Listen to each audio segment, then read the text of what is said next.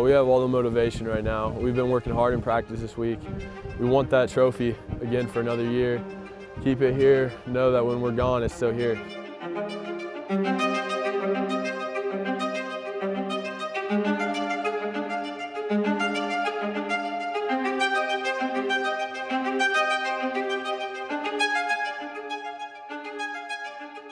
I've been thinking about it personally all year, ever since that game last year. It's just been on my mind, the back of my mind, and this week really, I mean, it's just a different week, different atmosphere. It would be great, keep that going. For the 2 years that we had it, it'd be great to just continue to win it. It means a lot to us. It's week 10 for us seniors. Last regular season game in the KMAC, Centerburg. We always want to put our best foot forward, and it's always cold and muddy, and it's always a rough one.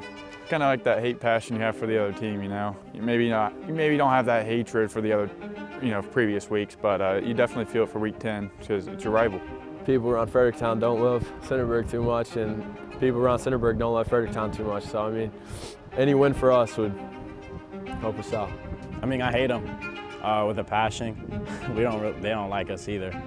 I know the history behind it. It's been drilled in my head ever since cold football, and I mean, we just got to go out there and play as hard as we can.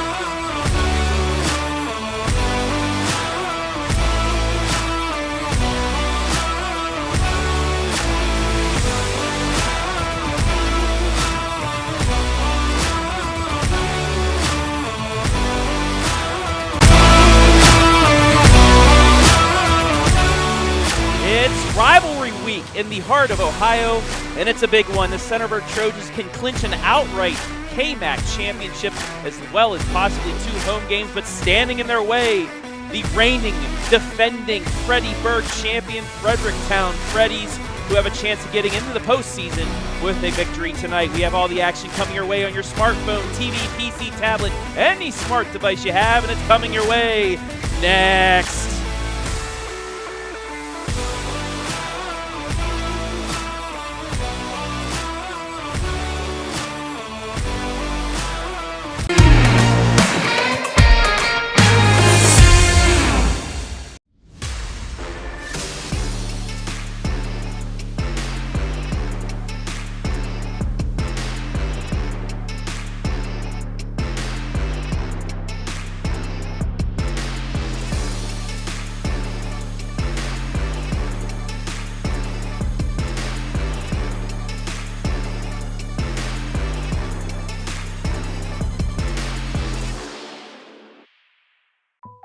Park National Bank treats your dreams like they're our own. It could be buying your first home together, or making a lasting impact in your community, starting a new business on your old stomping grounds, or reimagining your current one to keep up with the times. No matter your financial goals, at Park National Bank, what means a lot to you means a lot to us. I know that I'm not Park's biggest customer, but I'm treated just like I'm Park's biggest customer. At Knox Community Hospital, your primary care physician is more than someone who delivers your test results, more than someone who writes prescriptions, more than someone who listens to your heart. We are your healthcare partner who takes the time to know you, listen to your concerns, and provide you with expert personalized care to make and keep you well. Because to us, you're more than just numbers on a chart. You're a neighbor and a friend. Knox Community Hospital, in the community, for the community.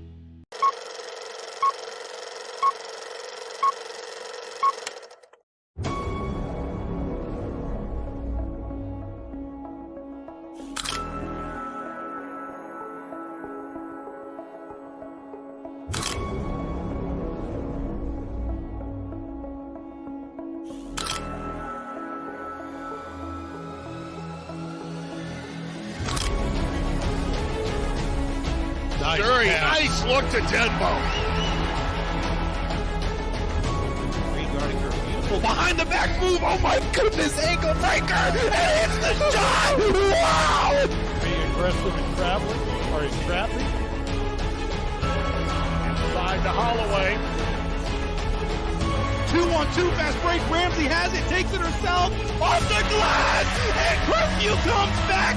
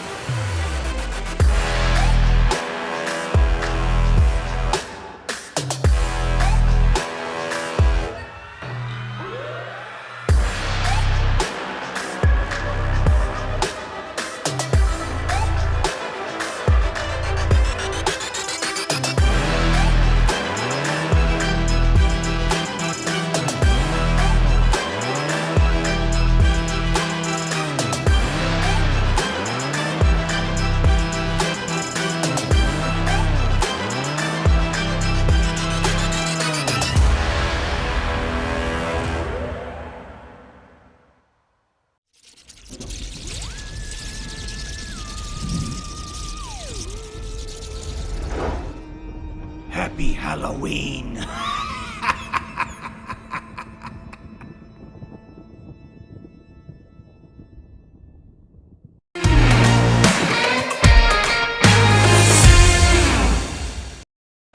Good evening, ladies and gentlemen, and welcome to the heart of Ohio for Freddieburg. Week 10, Fredericktown versus Centerburg here in Centerburg, Ohio. Hello, everybody. My name is Travis Berardi. Alongside, you got a special one tonight, folks. OH.REPORT, CEO, owner, cameraman, color commentator extraordinaire, Brian Skowronski. And Ski, you picked a great time to come down to Centerburg. It's a beautiful night for some Friday Night Football, Travis. No rivalry in the area that I would rather be at here. A lot at stake. Two great teams, both of them streaking as well. So a lot of juice on display here for this one. As we welcome you inside the Webb's Marathon and Automotive pregame show. Freddieburg, as we saw, last year. Here comes the Centerburg Trojans, by the way. Fredericktown, a close one to win the inaugural trophy, that beautiful Freddieburg Trophy that we had a little hype video for you last year, but Fredericktown's had it for the last 360-some days, and Centerburg not only wants to get that trophy, but a win would give them 2 home games possibly in the postseason. Yeah, it would be huge for them, of course. Both of these teams, Freddies definitely need one to improve their playoff stock and standing. But for Centerburg, if you can play at home for not 1 but 2 rounds of the postseason, that's big time. And, of course, you get that fancy trophy at your place for a whole year. Let's start off with our team spotlights brought to you by Webb's Marathon and Automotive, and look at the visitors from Fredericktown. 6-3 overall, 4-2 in the conference. Under head coach Will Hartley, they're 14th in D5 Region 18. They can clinch a playoff spot with the win tonight. Maybe with a lot of help, even get a home game. And like I said earlier, they are the holders of the Freddieburg Trophy. And one of the reasons why was the play this year and last year of one Teegan Ruhl, 216 carries, 1,600 yards, Ski, and 22 rushing touchdowns. Yeah, this kid's special. I seen him last week at home on senior night. He put on a big-time show against Cardington Lincoln, and he was a little bit quiet last year. Did score a touchdown in the Freddieburg game. Expect for him to be a huge, valuable piece for Fredericktown here tonight if they're going to try to steal a big win on the road. And while we have a couple more seconds, let's take a look at the team spotlight of the Centerburg Trojans. 4th in D5 Region 19, so a win not only clinches an outright KMAC championship, but also the good possibility of having 2 more home games here in the heart of Ohio. And the defense has been one of the main reasons, allowing only 16 points per game. Yeah, they've been heating up. 8-game win streak heading into tonight, and there's so much that's been said about their awesome senior quarterback and also the play of Kalen LeMaster, but I'm glad that you touched on the defense because that really has been a big catalyst for them continuing to win each and every week since a bit of a disappointing loss to kick off their season clear back in week 1. And offensively, one of those main reasons why they are such a good team is by the play of one Tyler Johnson. Dude's unbelievable. Yeah, he does it all. He does it all. 6 touchdowns last week. And his head coach was giving him so much praise about the improvement that he's seen from Tyler from the beginning of the season until now, becoming a true dual threat quarterback. And we are underway. Ball taken at the 15 by Kalen LeMaster across the 20, 30, breaks a tackle, 40, 45, fumbles out of bounds, but Centerburg, great field position here to start off the game as you take a look at the Monarch Title Services replay. Yeah, this dude was dynamite in the game a season ago. It came up in a losing effort, but LeMaster had 3 touchdowns for Centerburg, leading the way as just a sophomore, so he's a little bit more beefed up, a bigger, more valuable part of the offense here in his junior season, and I think they're obviously, with Tyler, going to have to rely on him. And speaking of Tyler, quick throw out to Jesse Rings on the screen, and he's going to get taken down in the backfield for a loss as we look at our starters. First for the Centerburg Trojans, brought to you by Webb's Marathon and Automotive. Johnson, LeMaster, Hankinson, Tursky, Rings, Harris, and then the line of Alloway, Sargent, Geiger, Anderson, and Hott. Love the offensive front for this team. They've been getting furious and physical up front all season long as Johnson fumbles but recollects, able to whip it to the outside. Rings again trying the right side and nothing doing once again, stopped by multiple Freddies, including Teegan Ruhl, who you'll see on both sides of the ball. Another 4-yard loss, so back-to-back 4-yard losses on passes.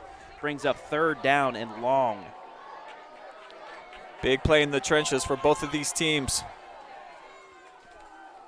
3rd and about 16.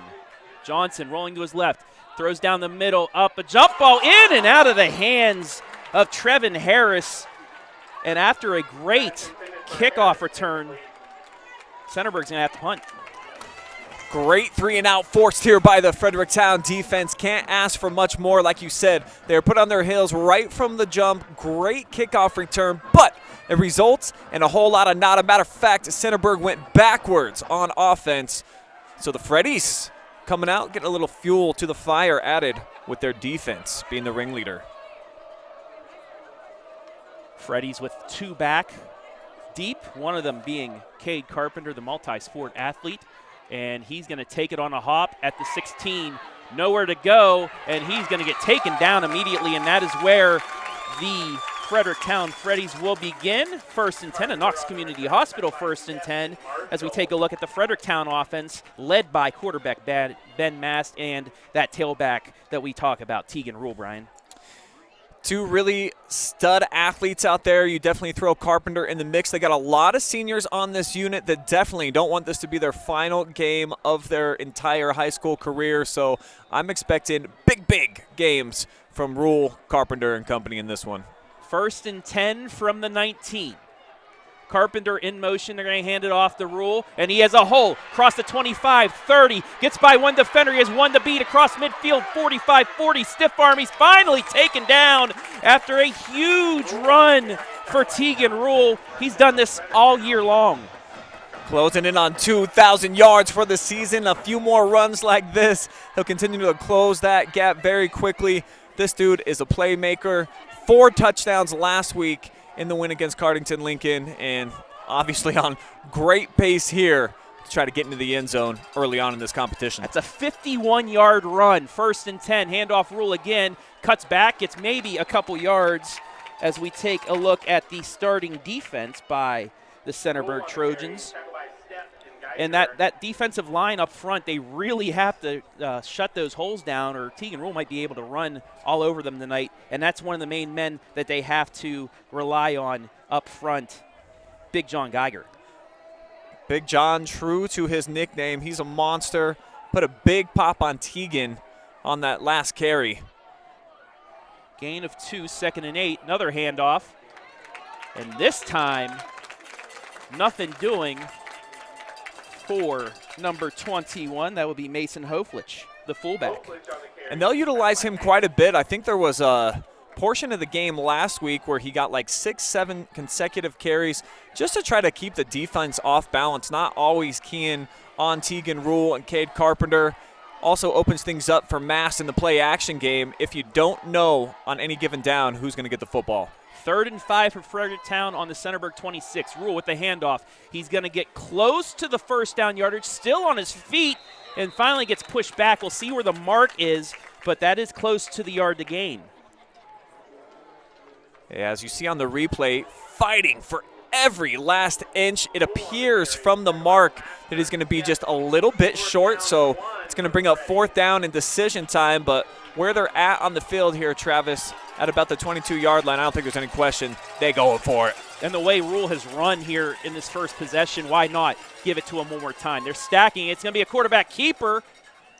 Yeah, just went with the Wildcat right there. Great decision. Cade Carpenter, such a valuable piece for them because he's such a comfortable kid at the quarterback position. Got some time there last season, and you see right here, just picking the gap, shooting through, picking up a couple yards. That's all they needed. So they do get a Knox Community Hospital first down, and I guess, the injury to Ben Mass last year is a blessing in disguise for this squad because those players like Ruhl and Carpenter have been able to get those snaps at quarterback. Ruhl, he's going into the end zone. Touchdown, Fredericktown, just like that. Teegan Ruhl through the middle, and he scores. Freddie's playing with a ton of confidence after that big win on senior night, and they've strung together 3 straight. Not quite as long as a streak, of course, as their opponent here tonight, surfing a wave of momentum with 8 consecutive victories. But the Freddies, so many big weapons on offense, and you saw their big gun right there with the big shot in Fredericktown with the early lead. And that's what happens. If he gets into that second level, he's more than likely than not gone. Extra point up and good, and just like that, 7-0 Fredericktown. We're going to take a quick break. We'll be back live and free on the OH Report.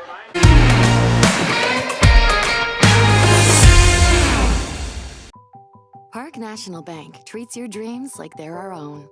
It could be buying your first home together or making a lasting impact in your community, starting a new business on your old stomping grounds, or reimagining your current one to keep up with the times. No matter your financial goals, at Park National Bank, what means a lot to you means a lot to us. I know that I'm not Park's biggest customer, but I'm treated just like I'm Park's biggest customer.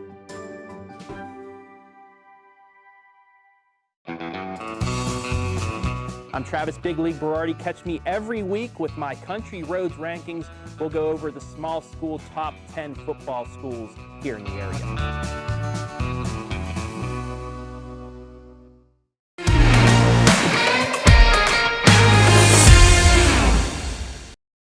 76 yards rushing on 4 carries for Teegan Ruhl as the Freddies lead 7-0.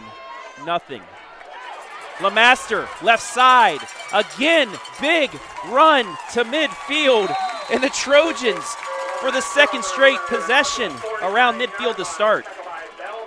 This is what the kid brings, man. They've got such a valuable 1-2 punch, kid dynamite right here, setting them up with quality field position. We'll see if Johnson and company can get the offense rolling on their second drive. Johnson and company did not attempt a run play in that first possession. We'll see if they get to the ground here this time, trailing 7-0 with 7:59 left in the opening quarter. Rings in motion. And it will be a handoff. LeMaster right up the middle, 45-40. Kind of got shielded by the referee, but enough for a first down on a 13-yard carry. That's why you put the football on the ground. I love the spread that Centerburg plays with. They've been very successful with it, but you got to be able to pound it in order for those passing lanes to open up for Tyler Johnson in this offense. 1st and 10 from the 37. Centerburg looked like they were going to go hurry up, but have slowed things down here for the moment. 3 wide to the right, 1 to the left for Johnson. He's going to fake the handoff, keep it himself. Cross the 30, 25, 20, spun down, but another big run for Tyler Johnson and company. 2 plays, 2 first downs, and they're down to the 20. And look at the pulling tackle right there, setting things up. Just big, brutal, physical football up front. Johnson doing the rest. That's what you need. Win the point of attack and let your playmakers scurry in behind. Gain of 17 on the play, 1st and 10 from the 20. Johnson hands it off again. Lemaster this time met right at the line of scrimmage. Lucas Herbst, one of the many in there on the tackle. Hoflich as well. Fredericktown responding after getting gashed back-to-back plays, playing with a little bit more pride here, and you see shedding off a couple of blocks right in the middle of the field for Wyatt Todd. Gets in, helps blow that play up. They're actually going to give him 2 on forward progress, 2nd down and 8. Johnson going to roll off to the left, looking. He's going to pull it back now across the 20, down towards the 15, runs out of bounds at the 16. It'll bring up 3rd down after the run of 2. Smart decision, nothing available downfield. So Tyler just packs it, takes off, and anytime he can get on the edge, you just hold your breath if you're an opposing defender, certainly within the secondary.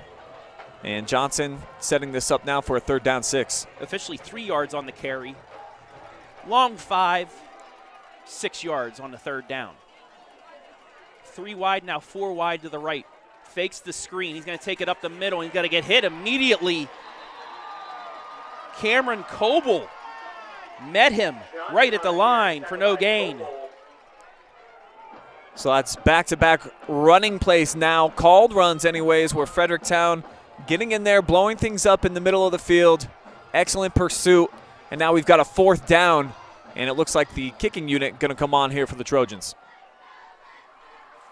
Despite being 5'11", 235, Coble looked like a linebacker or a defensive end in there, sprinting from the side to get the tackle. Snap down, kick away, and it is no good, wide left.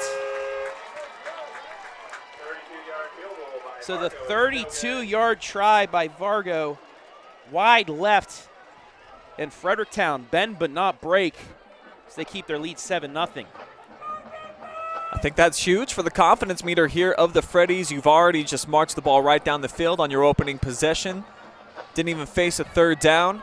And now you get your defense off the field for a 2nd straight time. No points put up on the board. Freddies looking good so far, and I think if they can raise the mast here tonight and just get some big completions out of their quarterback, though they've got Caden Carpenter in there right now, it's going to be a successful night for Fredericktown. Yeah, controlling the trenches as well. You can check the first 2 off already here in this 1st quarter, as Mast had a huge first possession, and now Carpenter taking a couple carries, gets 4 yards on that first carry of his 2nd possession. And they'll show this wrinkle sometimes. As we talked about, Cade, obviously no stranger to the quarterback role. Get him in there at times, have him run the Wildcat. He throws it great too, had a huge completion last week. So it's a good way to kind of diversify your look offensively if you're the Freddies. Mast moving Carpenter around. A little bit of miscommunication. They still have some time on the clock, but they're going to take a timeout after the Freddies not sure of what they wanted to do on that possession. And while we have the moment, we're going to stick it right here and look at our keys to victory. And like we had just a moment ago, Fredericktown raised the mast, like you said. He's done pretty well on that first possession with the touchdown. He has 76 yards on 4 carries.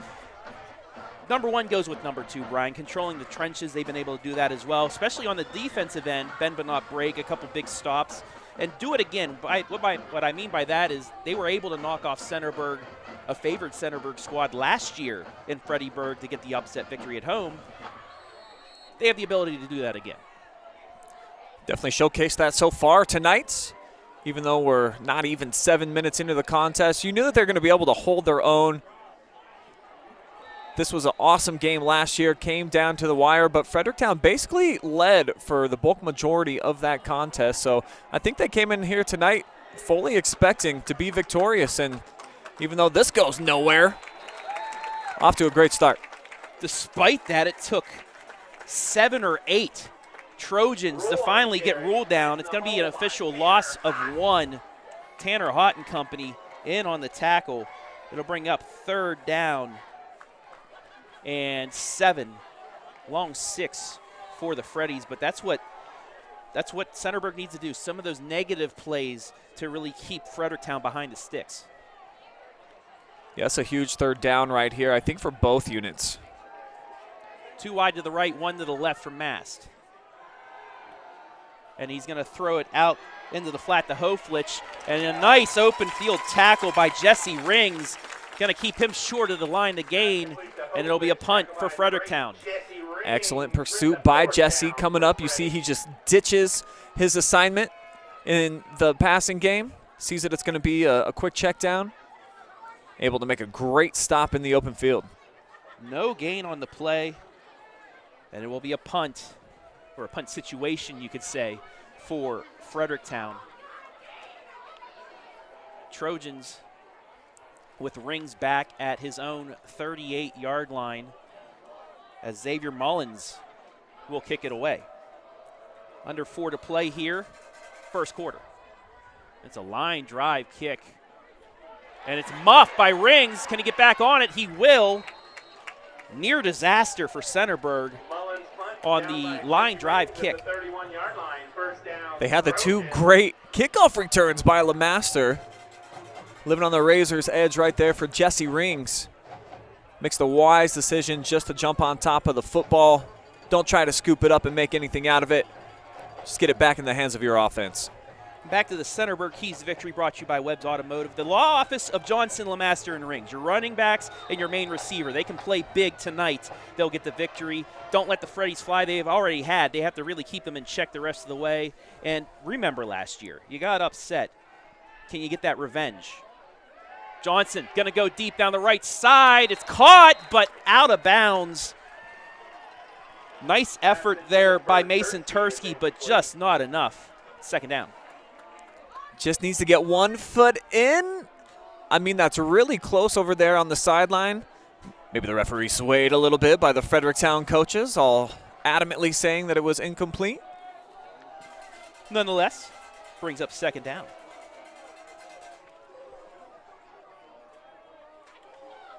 Johnson, he's going to keep it up the middle.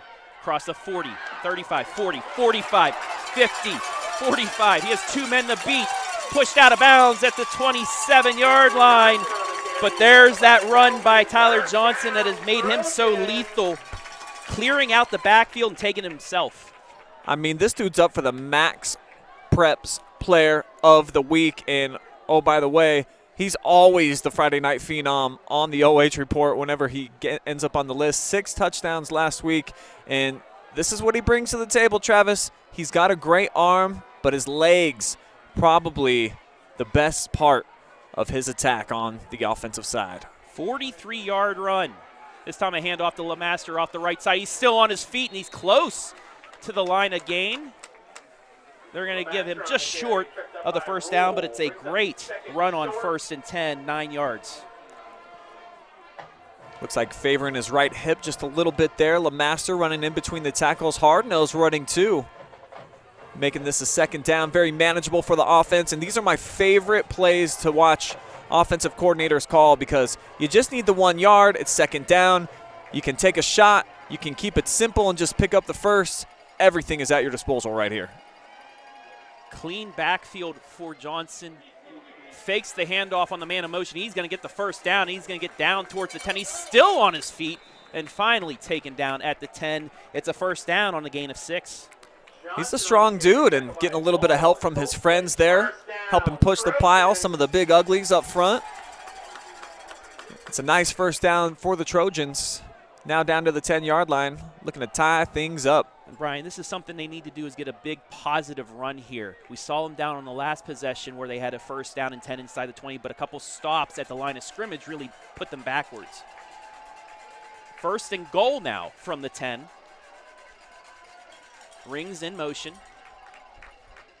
Johnson fakes the handoff. He's going to keep it off the left side. 10 gets hit at the 5 and lunges closer to the end zone. He'll get marked down at the 5. Gain of 5. Smart play. Just put it in the hands of Tyler. Gets you halfway to the end zone. Lowers the boom, too. Such a physical runner for a quarterback. And we saw him in senior night. I mean, he's just a big dude. Got a ton of speed. And you can rely on this kid just about every single weekend to come out and show out, especially here at home. 6 carries, 74 yards for Johnson, who has over 1,300 on the ground this season. And he's going to keep it again. Right side up the middle into the end zone. Touchdown, Tyler Johnson. Trojans on the board. Just like we thought we would get in this rivalry showcase. Back and forth action. Fredericktown taking control early, but Johnson and company hanging in there, pulling within a point. And if you count last week, that is his 7th rushing touchdown in the last 7 days. Pretty good. Snap down, extra point up. And this time it's good. We're tied at 7 in the Freddieburg game. We'll take a break. Be back live and free on the OH Report.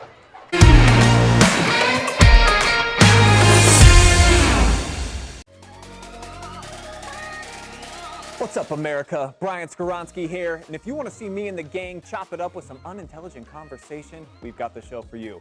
Check out the OH Report video podcast every Monday, exclusively right here on the OH Report. At Knox Community Hospital, your primary care physician is more than someone who delivers your test results, more than someone who writes prescriptions, more than someone who listens to your heart. We are your healthcare partner who takes the time to know you, listen to your concerns, and provide you with expert personalized care to make and keep you well. Because to us, you're more than just numbers on a chart. You're a neighbor and a friend. Knox Community Hospital, in the community, for the community.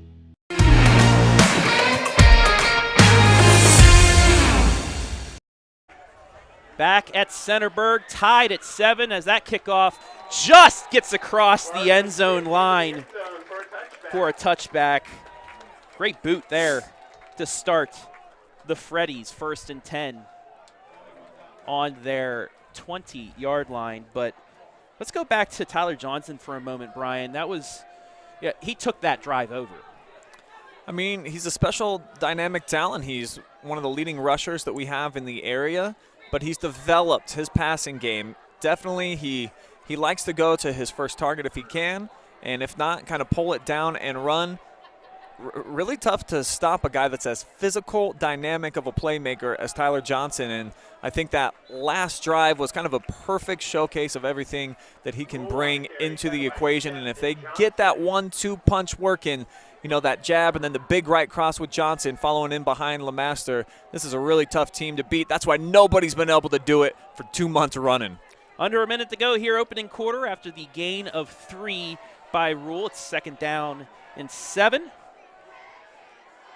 Also had an update, the Devil Dog game tied at 14 in the first quarter. Got a shootout down there, but what else did you expect? KMAC's got some great Week 10 rivalries on the docket, and so what if East Knox only has 2 wins on the season and not going to be playoff bound this year?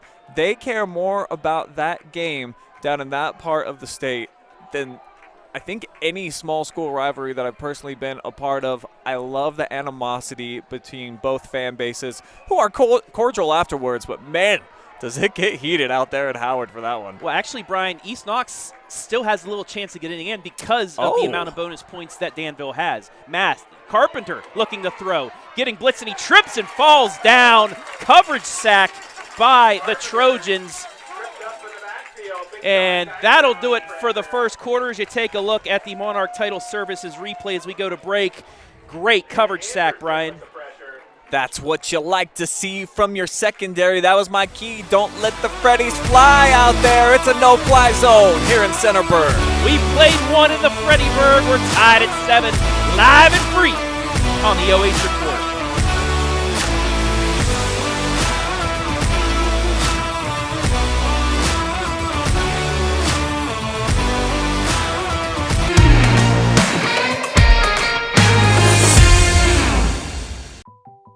National Bank treats your dreams like they're our own.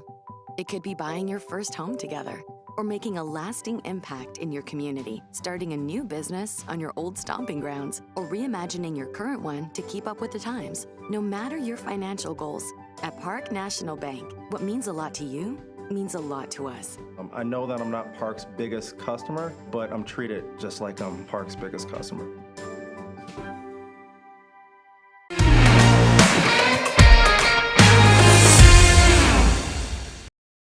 One quarter in the books. We're tied at 7 in Freddieburg.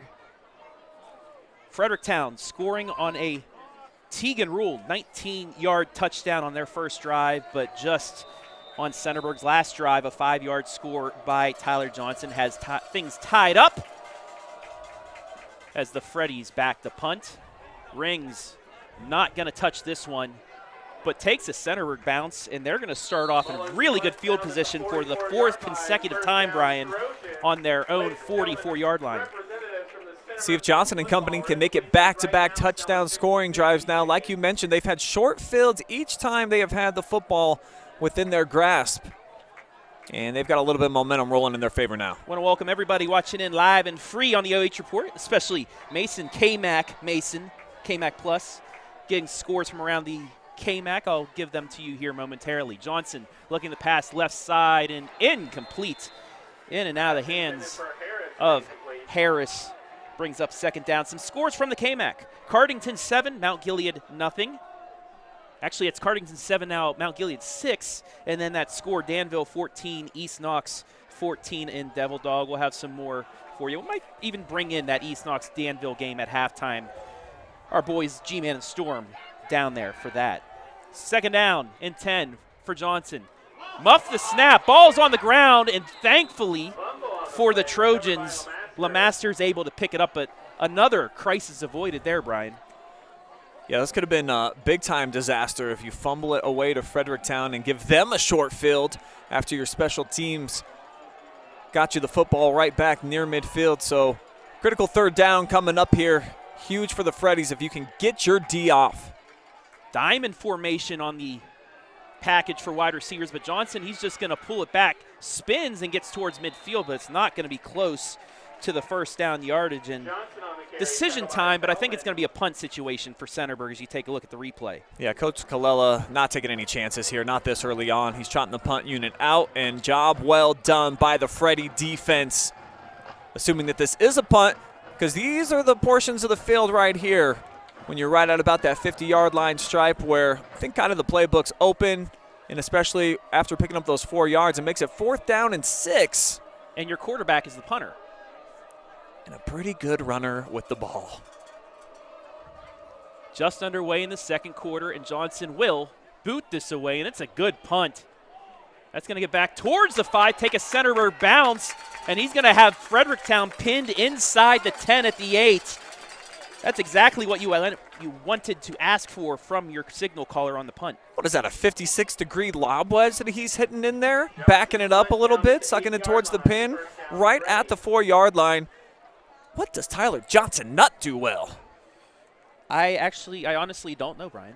I do not know. He does a lot, and I have not seen him do anything bad so far.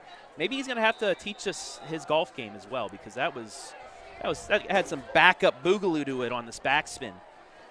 1st and 10, Fredericktown from inside their own 10. Handoff, Ruhl jitterbugs a little bit, and he's going to get taken down at the line of scrimmage. Multiple Trojans in on the tackle, including Aiden Anderson and Stepp. I mean, you just looked at all the holes they were plugged. It was like being on the let's make a deal, and behind every door is a zoink. There was just no place to go there for Ruhl. That's why he was smothered for what looked like a short loss. Second down for the Freddies. It's going to be a pitch to Ruhl. He's going to cut back and get positive yardage, and it'll bring up 3rd down and medium for the Freddies. That cutback ability is what makes Teegan Ruhl so good. Yeah, he's one of those type of guys. He can put his foot in the ground, and once he makes a decision to go north and south, he can get exploded out of there like a rocket. That time, nice pursuit by the second level of the Centerburg defense, and they've got him backed up. Another great chance here to try to get a third down stop and then get the football in awesome field position if you're the Trojans. Coming up on 9 minutes left in the half, 3rd and 6 for the Freddies. Mass is going to look for the bubble screen, right side, complete the Grant Hartley. And he's going to reach for the line to gain, but he's going to be short. And it looks like another punt for Fredericktown. And that a really safe play call right there. Just throw it out to the outside. Hopefully your guy can make a play, bob and weave through a couple of defenders in the secondary. Nearly was able to do it, but knocked down a couple of yards shy. And the Centerburg defense does their job as they've got Tyler Johnson waiting for this punt, and he's in enemy territory at about the 47-yard line. So could be another great starting field position location for the Trojans. See a ton of you watching tonight as expected from us, but because of such a big game. But we'll try and get some comments here later on, but we want to welcome everybody in live and free. Punt is away. It's a short one. See if it takes a good bounce for Fredericktown. Kind of does, but Centerburg, I seem like a broken record when I'm saying this, Brian, but once again, the Trojans are going to have good field position to start 1st and 10. Well, you can be a broken record when we're playing the same track on repeat, because it's the same exact scenario again here for the Centerburg offense, but you got to throw a lot of back slaps and high fives out to the Freddie defense, man. They've been holding their own. They have not allowed Centerburg to cash in. They've had the missed field goal, just the one touchdown so far, but this is their best field position so far of the night. Trojans will have it at the Fredericktown 46-yard line, 1st and 10. Johnson calling out the cadence, hands off to LeMaster. And he's going to work his way ahead. He's pulling 4-5 Freddies across the line to gain. He was hit 5 yards downfield and carried 4 or 5 guys, another 6. I mean, he's not that big of a dude, but obviously he don't skip leg day. You see putting it all to use there. The big hammies going to work as he carries the pile for at least, I would say, 5 extra yards. Yeah, we always talk about the play of Tyler Johnson, but it's also, you know, combined with LeMaster, his play style, they're just one complete running back together. 1st and 10 from the 35. Johnson rolling out left the pass, looking, lets it go as a man open. It's complete at the 20 and taken down at the 16-yard line is Jesse Rings for a 1st down. Starting to get a little pep in the step of the offense here as they're going without a huddle now. Travis going to bring some tempo out here to the offensive game plan and keep the Freddies back on their heels as they're inside of the red zone. Gain of 19. It's 1st and 10 from the Fredericktown 16. 3 wide to the right, 2 to the left. Lone man in the backfield is Tyler Johnson. LeMaster in motion, going to fake the handoff. He's going to keep it himself. Left side, across the 10, gets hit down towards the 5-yard line. Does he have enough for the 1st down? Sure looks like it. And that's a little wrinkle, a dimension that I like when they go empty set and they bring LeMaster out of that slot position. Just show the jet sweep. That way you keep those defensive ends and the outside linebackers locked in, trying to play their game plan assignment football. And that leaves Tyler Johnson with some big holes to run through. And this dude, he capitalizes just about every single time. We're going to keep it here, and we're going to give some shout-outs, Brian, for everybody watching live and free. Deanna, go Trojans. Gary watching, go Freddies, beat the Trojans. Linda Oswald, go Freddies. Sue Belbin, go Freddies. Bonnie Wiseman, as always, is watching. Thank you, Bonnie. Charity, go Let's Go Trojans. Val, go Freddies. And Michael, go Gage. On the YouTube, just KMAC Plus, our buddy keeping us updated with that, but 278 of you watching right now. Thank you all for watching live and free. We'll thank our sponsors here in a little bit as well, because you got to give love out to the sponsors, right, Ski? Every single time. And while there's 278 watching online, way more here. We've got a packed house. There's people surrounding the field, and this is a really cool venue where the bleachers are kind of small, but they've got these side hills that the fans can pack in on, and you know the blankets go down early for a big game like this. Johnson's going to keep it, rolling off to his right side across the 5 and into the end zone. Touchdown! Number 8 in the last 2 weeks by Tyler Johnson. The kid cannot be stopped. He is a one-man wrecking crew, and when they get the smash and dash going with LeMaster, 7 and 3, it makes a perfect 10. It's all about the math, baby, and that's why they're taking their first lead of the night. Already up to 98 rushing yards here in the first half. Extra point by Dominic Vargo is good. Trojans take the lead, 14-7. We'll take a break. You're watching high school football live and free on the OH Report.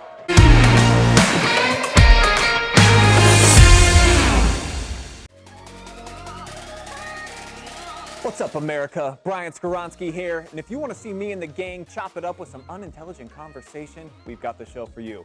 Check out the OH Report video podcast every Monday, exclusively right here on the OH Report.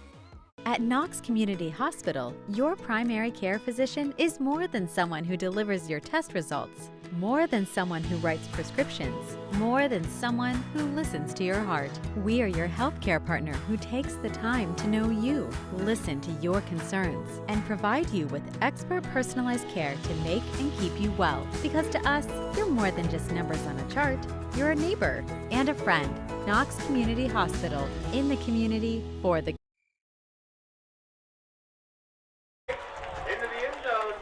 For a second straight kickoff, Dominic Vargo boots it into the end zone and does not give Fredericktown a chance to take it out. Travis Berardi alongside the great Brian Skowronski making his first appearance down here into the heart of Ohio for football. And we were just saying about this before the Johnson touchdown run, Brian. They had people mark their spots with tarps and blankets and everything on Tuesday. Unbelievable. That's how big of a game this is. Rich Porter, the athletic director down here, I asked him where I could set up the camera, and he sent me a video very early this morning. I think it was like 9 a.m., and he's like, just about every spot's reserved. Good luck. Looked like for a moment that Ruhl had the outside, but he was tripped up and only able to get about 2 yards on the carry. Right there, great job by Gage Stepp to trip him up and keep him from getting the corner. I think both of these defenses at different times during the night, they've showed a great capability of that second level, the linebackers coming up, doing their job, and at least forcing runs to either go funnel up the middle or push to the outside where they've been able to make some tackles for minimal gains. 2nd and 8 for Fredericktown. It's a fake handoff. Mass looking left. He's going to throw it back up the middle. In and out of the hands of Xavier Mullins. Big stick by Gage Stepp once again. Gage Stepp really showing his defensive mantra here in this game. Yeah, you see Mast does a nice job of sucking in the linebackers. He throws it across the middle, puts it on his hands, but Gage with the wallop mashes the potatoes right there, and that's why it results in an incompletion and a 3rd down and long. And the key for him, did you see how he used his arm to punch the ball out to keep the receiver from catching that? That is a perfect play by a linebacker. It's going to be a halfback pass. Carpenter down the field, and Johnson, no, they're going to get the flag. That was, I thought Johnson got there on time, right? I don't know, Brian. Luckily for us, we have the benefit of replay. I like the play call here that Cade Carpenter showcasing the arm, and Tyler Johnson's going to get called for that just about every time because he didn't get his head around. You got to look back and locate the football. That's what cost number 7 on that one, and it's a huge play for Fredericktown because on the 3rd and long, they move in the sticks. Got to get a shout out to Bruce Bassett. He's watching in Orlando, Florida. Hope you're doing well. I hope the hurricane didn't affect you, and if it did, hope everything's well right now. But welcome, Bruce. Weather's probably a little bit warmer than it is up here. It is gorgeous here, though. We're probably in the upper 50s right now. Yeah, it's been a perfect night for football. So after the penalty, 1st and 10 for Fredericktown. Handoff Carpenter. This time he's going to keep it, cut up to the 40, and then be taken down at the 41-yard line. Give him 4 yards on the carry. Another nice wrinkle. Cade probably one of your top 2-3 best athletes on the field. As many times as he can get his fingerprints on the football, I think it's a good idea. Saw him break a big one on that exact play call last week. Just got to keep feeding him the rock. 2nd down and 6 now from the Fredericktown 41, coming up on 5 minutes left in the half. Centerburg, 2 straight scores the lead, 14-7. Handoff, Mast, cuts out to the right side. He has some opening across the 50 and lunges towards the 45-yard line. It's going to be a 1st down. That's the big playability by Teegan Ruhl. I think this one designed probably to go through that A gap, but he sees that there's an opening to the outside, breaks it out to the perimeter, and the dude, so much speed out there, very few can catch him when he gets off to the races. 4th 1st down of the game for Fredericktown. Now in Centerburg Trojan territory. Handoff, Ruhl again, and he's going to get another big chunk out of that, Brian. And that's all you have to do on 1st down and 2nd down. Get 3-4 yards, and it sets you up pretty well for 3rd and 4th down. Well, it at least opens up your playbook on 2nd down here. Whenever you can pick up 4 or 5 yards, then you're not kind of tipping your cap, showing your hand that you have to go to the air here. Everything still available, and they've got some big hitters, of course, in the running attack. So whatever Fredericktown wants to do, all makes sense. 10 carries, 99 yards for Ruhl. Ball's out on the ground. Centerburg jumps on it. Huge. Huge play right there. The first mistake on either side if you don't count that missed field goal, because turnovers, critical. They handed it off to Hoflich, and it's jumped on. Aiden Anderson Yes, just it is. getting a good read on that one right there, and Johnny on the spot. That's what you need from your big guys. They don't get to touch the football often, so when they can make that type of impact, it can definitely swing big-time momentum, and this is a monster drive now for Centerburg. Momentum all on their side. Short pass out, caught right side. That's Mason Tursky.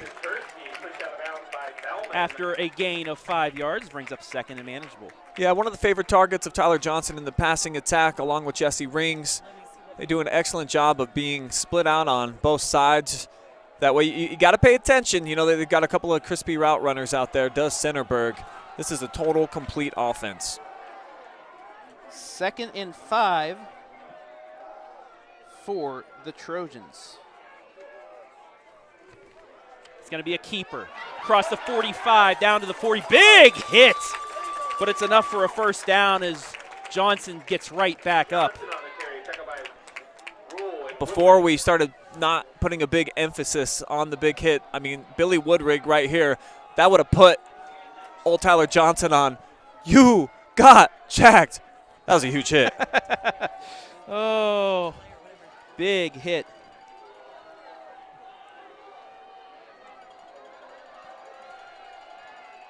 First and 10 for Centerburg. Handoff, LeMaster pushing his way forward, and you need multiple tacklers to get him because he just continues to run his feet, Ryan. This is a nice job of getting in behind his shoulder pads because he's low to the earth as it is, so when he kind of lowers his head and bullies his way up in through the gaps, you see that it's turning out to be a wise decision just about every time. He's churning out multiple extra yards at the end of just about every run when he's in those A-gaps. I want to also thank Rochelle Salmons and Monarch Title Services. They just dropped off pizza and Trojan twists up in the press box for us. Johnson on the keeper.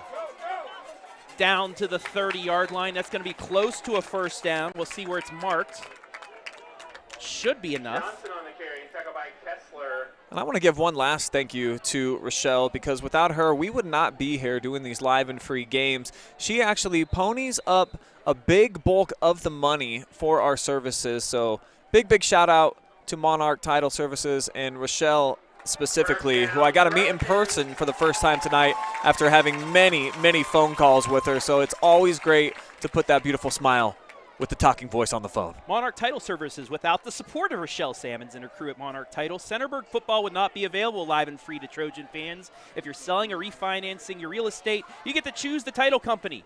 Why not support those who support the Trojans and close with confidence anytime, anywhere? Johnson fakes out the defender. He's going to keep it, and there's a flag on the play. Looks like in the area where there would be a hold. And I think he also got hit on the chalk. I was going to say, if that referee has a flag, he got the brunt end of this. I think Johnson had 2 feet out of bounds. We'll see it here on the replay. Yeah, should be offsetting penalties here. Definitely it's going to be a hold against Centerburg, but the late hit. It took the referee a while because he got knocked down as well. Yeah, he definitely got the worst end of that one. Johnson at least has the armor on. Those referees, when they get tagged over on the sideline, he's probably going to be leaving with a couple of welts here tonight. And while they sort this out, let's thank our other sponsors. Webb's Marathon. Stop by Webb's Marathon to join the Webb's Rewards program where you can earn dollars off fuel and free drinks and coffee. Go Trojans. Brian, you're part of that. You just got yourself a bang on your way down here, right? Oh, yeah. It's my favorite place to stop when we come down to the heart of Ohio. They got the best selection of snacks and drinks in the area. And you see the referee marching back and forth. He had a few extra steps that he had to get in before 8 p.m., and there he goes, hitting those quotas. I want to thank Mike Pankuch and Forman Realtors, committed to excellence in real estate since 1966. Tyler Griffith Remax Peak, regardless on if you're looking for a turnkey home or a fixer-upper, home shopping isn't as easy as HGTV makes it look. Located in Centerburg, the Tyler Griffith team is here to be your home buying and selling expert. So 1st and 8 now. Johnson keeps it, and he's going to fall forward for another yard or two, bring up 2nd down and 6. Nothing materializing that time, and you got to give it to the big sexies up front for Fredericktown, just holding their own, winning at the point of attack and shedding off the blocks, bringing down Johnson after just maybe a pickup of 2. Also want to thank real quick Knox Community Hospital, in the community for the community, Knox Community Hospital, and Park National Bank, where you meet more. 2nd and 6 for Centerburg. Under 2 to play in the half. Handoff, LeMaster has a hole, 20. Down towards the 15. It's a 1st down, Trojans. They got the smash and dash working. And initially, this was a nice fake by Tyler Johnson. Thought that he actually kept the football. So it opens things up for LeMaster. And he's able to capitalize. Centerburg getting back up to the line of scrimmage quickly. 10-yard gain for LeMaster coming up on 90 seconds left in the half. Johnson going to keep it. Gets a block up the middle. 10, 5. Nobody's going to touch him. Touchdown. 3 rushing touchdowns on the evening for Tyler Johnson. That's 9 in his last 6 quarters of play. This kid playing flat out of his mind. Just keeping it rolling here tonight on senior night. He's going to have some stories to tell the grandkids later on in life. 134 yards on the ground in the first half. Jeez, that's obviously a great night for anybody for a full game. So to get that done in less than 2 quarters, we are not worthy, Tyler. Big stuff. We'll keep it here. So we look at some more comments on our Facebook and YouTube. Sean McDonald, go Trojans. Also Linda as well, once again. Updates. Danville 21, East Knox 14. Mount Gilead now out in front, 14-7 on Cardington. And Loudonville up 7-0 on Northmore. Golden Knights need a victory to get in. That's a big game out there in Loudonville tonight. Quite a few of them in and around the area that have a lot of significance in terms of the playoff picture, of course, conference championships. Trojans looking to wrap up an outright KMAC title with a victory here in this one. What an atmosphere this place is. Great night for football all around. Kickoff is going to be fielded at the 2-yard line across the 15 and taken down at the 17 is Teegan Ruhl. So he had a chance this time to take it out, but not much doing there. That's a nice kick. Backs Teegan all the way up to the 3-yard line when he catches it. And showing a couple of jitters, but just not able to find a hole. No crease opening up. And you really got to credit the special teams of Centerburg for not allowing those lanes to be exposed. I want to remind you, in 85 seconds of game time, we'll have the halftime band show. Both bands will be out. We'll show you that live and free at the half. Handoff. Fights his way ahead for 5 yards. Hott and Anderson on the tackle after 6 yards, and that puts him over 100 at 105. Two of the premier runners in the KMAC highlighting themselves tonight. Well, two of the very best really in all of North Central Ohio. And maybe throw in a third with Kalen LeMaster and the job he's been able to do. I know that they're all featured in the area stat leaders that you host every week, Travis. Yes, and they are. You know, it's a joy to actually get Top to see these kids performing here in person. Mass is looking for a pass, and he will get it off. A man wide open left side, but he fell. That was a perfectly executed play, but Hoflich slips. Yeah, they had the backdoor leak out. Perfectly ran. That's on the quarterback, though. Ben Mass throwing it behind Hoflich. Doesn't give him an opportunity to keep his momentum moving forward. If he can throw that about 3-4 yards farther down the field, probably going to pick up 25 or more. And, you know, with the temperature going down, it was sunny earlier, you know, get a little bit of that condensation on the ground, Brian. It's going to get a little slick out there. 3rd down and 4 with 39 seconds left in the half, and we have a flag on the play. And that's going to go, I think, against Centerburg. Yeah, they jumped, so it's going to be a 1st down for Fredericktown when they needed it too. Because now, even if they can't get it into the end zone, they'll probably be able to run this clock out without Centerburg getting the ball back. And it'll be interesting to see what the Freddies coaching staff elects to do here with those 40 ticks still remaining on the clock.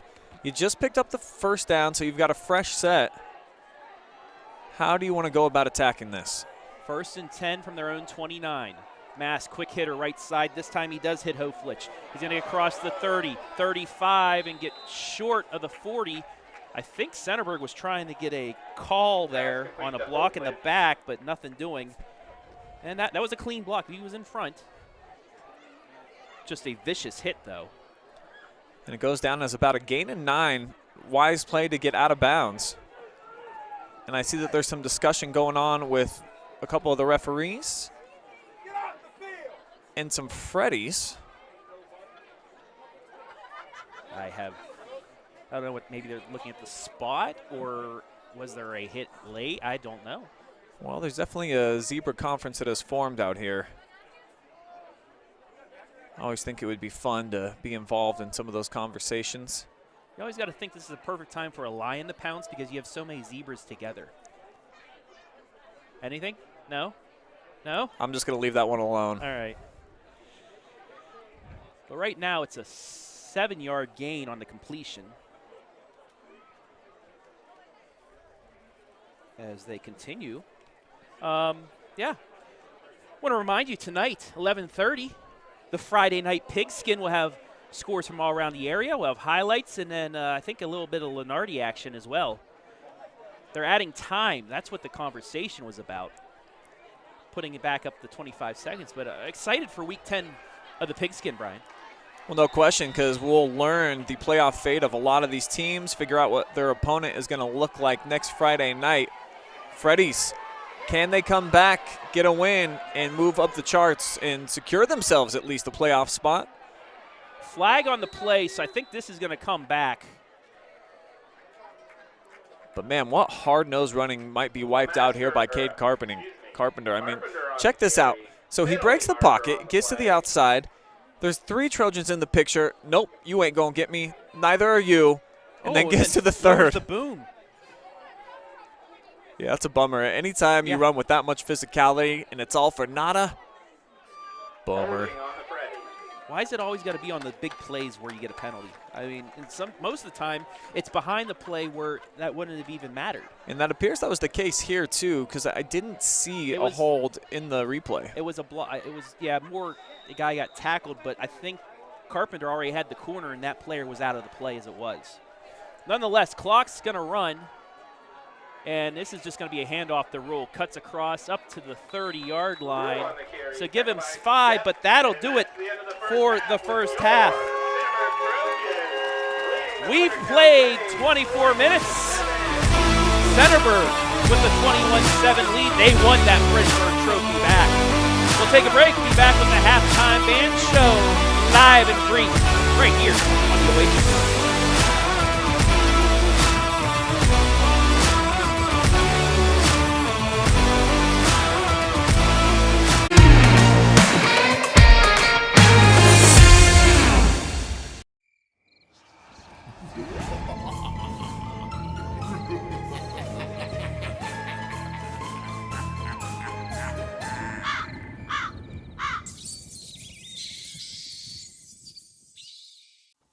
Take a look at all the action from Friday Night Football right here in North Central Ohio with great analysis, highlights, coach interviews, and so much more every single Friday night right here on the OH Report.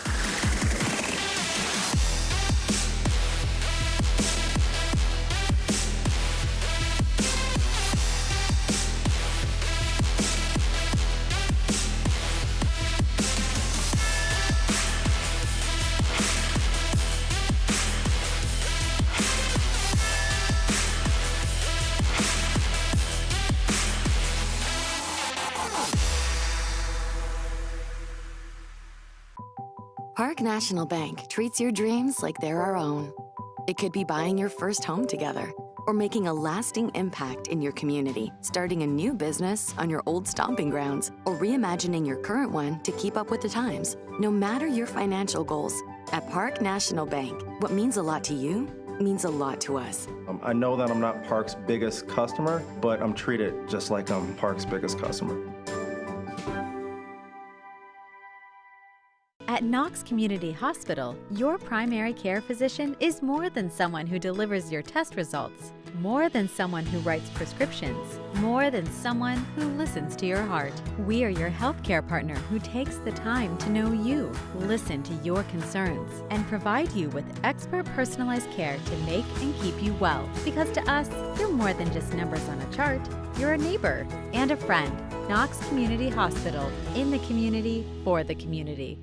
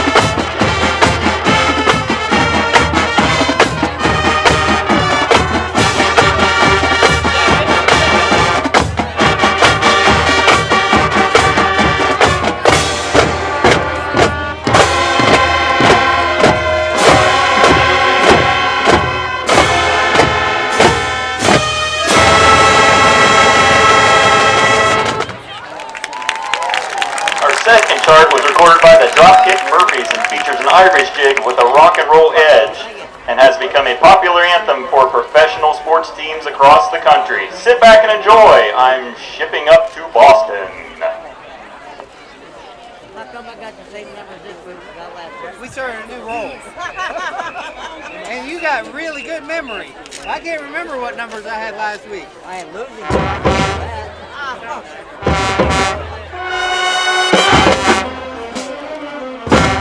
Thank you. Appreciate it.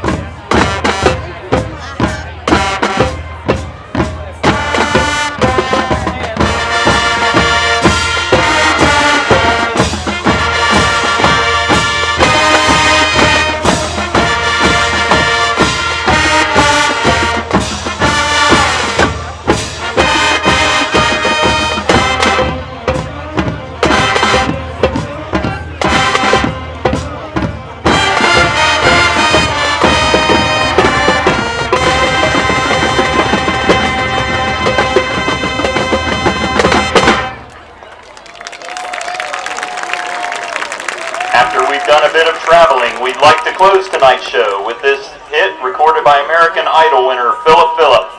Let's bring it all back to a place we all hold dear. Here's home.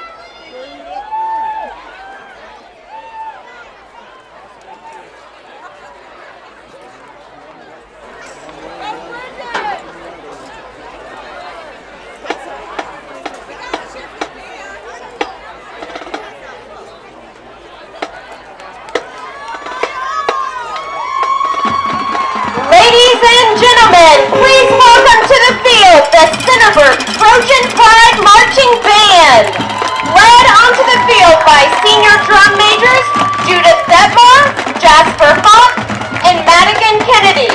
Tonight is our senior show. The seniors have chosen 3 hits: Rock Lobster, Fireball, and Never Gonna Give You Up. We want to wish our seniors the best of luck in all of their future endeavors.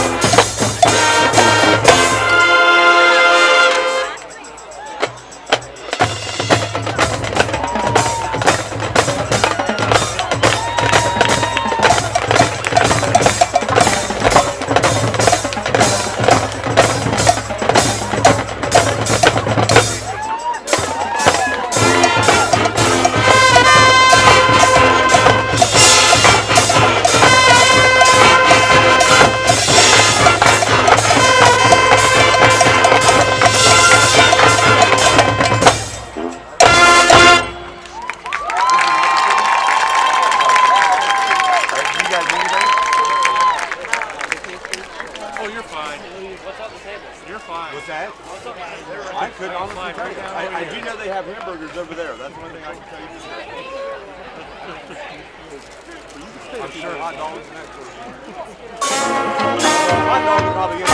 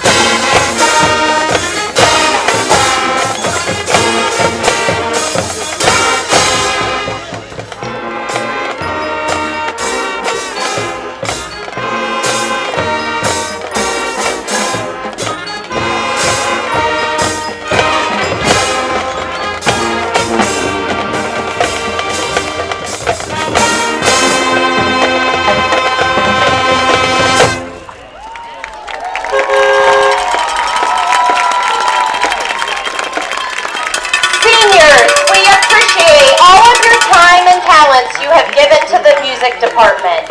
You will be missed.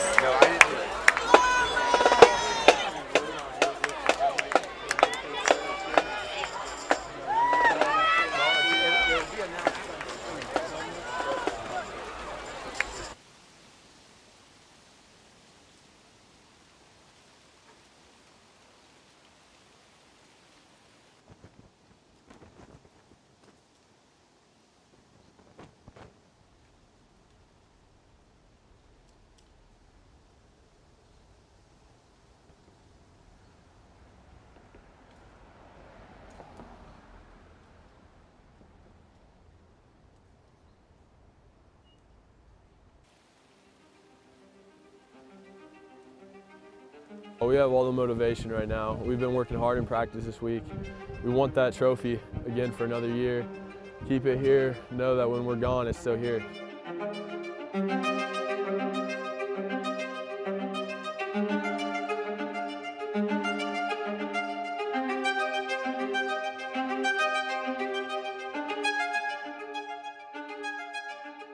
I've been thinking about it personally all year, ever since that game last year. It's just been on my mind, the back of my mind, and this week really, I mean, it's just a different week, different atmosphere.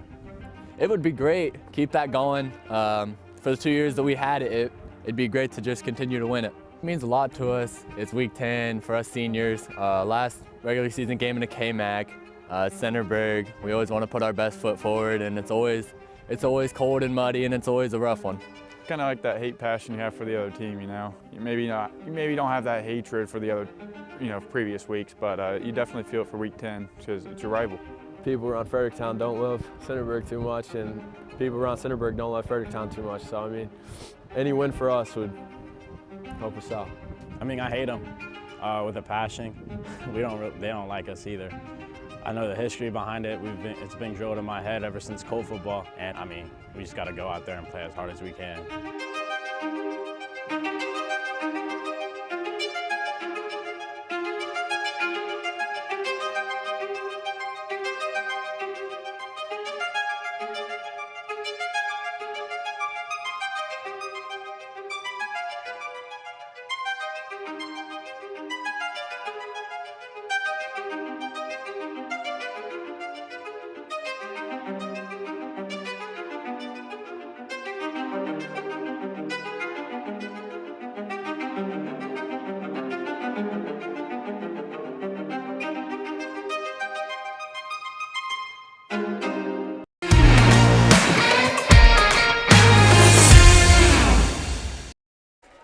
Welcome back to the Webb's Marathon and Automotive Halftime Show. As always, great job by both bands, Brian. And I heard from the band director at Fredericktown, they're actually heading up to Chicago and to play in the St. Patrick's Day Parade this March. Well, you can see why. They got a lot of dedicated kids. They put on one heck of a show. This is the second week in a row that I've got an opportunity to see them live and in person. And for the small schools here in our area, I think they would rival anybody in terms of just overall performance, creativity, sound, flow. I mean, the Freddies band got it going on. They just need their football team to pick it up here in the second half. So we take a look at the halftime stats. Also, we were rickrolled by the Centerburg marching band. Have to say that, as always. But here are the stats brought to you by Webb's Marathon and Automotive.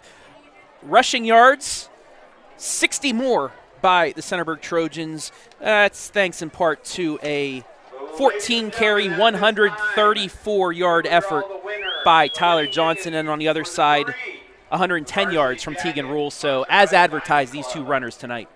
We thought that we would see big performances from each of them. So far, not disappointing. One of them, though, going to have to turn it up in the second half to either close out a win or try to get back into this game.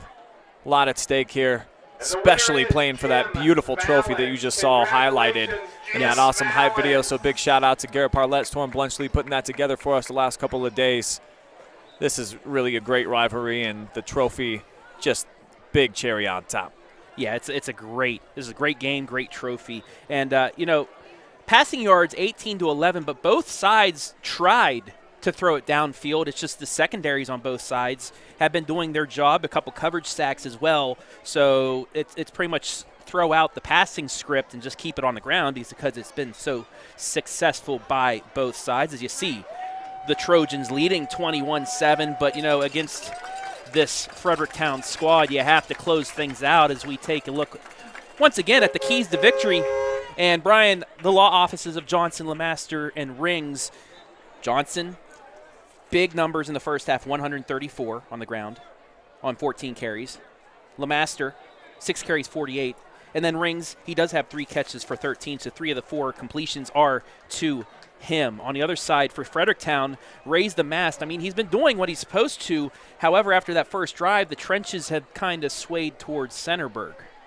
Yeah, no question. I think for the Freddies to be able to get back into this football game, they're going to need more out of their signal caller. I like the wrinkle that they've been showcasing, Cade Carpenter coming in and giving them a bigger, faster, more physical presence under center. But I think the mask got to come out, air it out, and if he can get a couple of big chunk plays for him, definitely if they can get an explosive touchdown, maybe even throw it to Cade Carpenter, I think that could be big time for them in trying to get their way back into this game. But it's all about the rushing attack, as you can see on this list. Yeah, this was from earlier, actually a couple weeks ago, but Teegan Ruhl and Tyler Johnson have not left that top 10.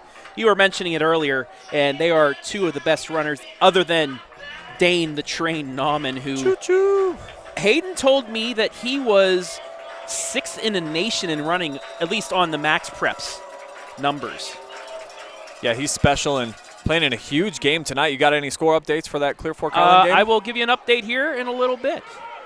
Nice return for Fredericktown as they take the first possession of this second half, 1st and 10. And let me see if I can get you an update. I know there was a lot of media in our media chat said they were going to be there tonight, so this might not be that hard to find out. And I'm sure both of these KMAC clubs weren't real disappointed to see the Dane Train leave town and off to the MOAC this season. Of course, Highland, the defending league champions. And what's going on there? 28-0 Clear Fork. Ooh, that was my prediction. Well, I said they'd win by 2 scores. I said Clear Fork before the season would win the championship in a Week 10 matchup. And look who looks smart right now. And look who's looking good on the field right now. Cade Carpenter, give him 11 yards and a nice run by him to start things off. This is what they need. Big chunk plays, the explosive offense for Fredericktown. They had it early on in the first quarter. Centerburg started to slow them down. So for this Freddies offense, you got to have quite a few more of those here over the duration of the next 2 quarters to try to get back into this football game. Also an update, Mount Gilead has taken over in that game against Cardington and lead by 3 scores. Ruhl stopped for a second, still able to stay on his feet and fight his way for 4 or 5 yards. And it looked like Centerburg had him at the line of scrimmage, but he's just able to sidestep the defender and get 4 yards. His lateral movement is special. He evades defenders like that routinely. But what really sets Teegan apart from a lot of the ball carriers in our area is once he makes those movements, then he can typically get north and south, and he's got that blazing speed to the edge. Ruhl again, and he's going to be taken down by Gage Stepp, but not before getting 2 more yards. Big John Geiger in there on the tackle as well. Brings up 3rd down and 3. Geiger jumping on top of the pile kind of when the play's over, and sometimes those are smart plays by football guys. Just get a little extra wear and tear on the ball carriers, make them think second when they come back up in the trenches and have to deal with guys like Big John. 30-7, Mount Gilead leading Cardington. There's the score for you at the half. 3rd and 3 for Fredericktown. Need this conversion here. Mast is going to go to the air. He's getting rushed. Throws it up and out of bounds. Incomplete. Another well played down by the secondary of Centerburg. Yeah, they brought the heat right away. Mast never had a clean pocket to step up in, and that's the result. Had to throw it away. Brings up a 4th down and 3. And a referee, it's actually Cade Carpenter is down on the sidelines, and he is in pain. So we're going to take a break. We'll be back. 10-14 left here, 3rd quarter. Centerburg leading by 2 scores.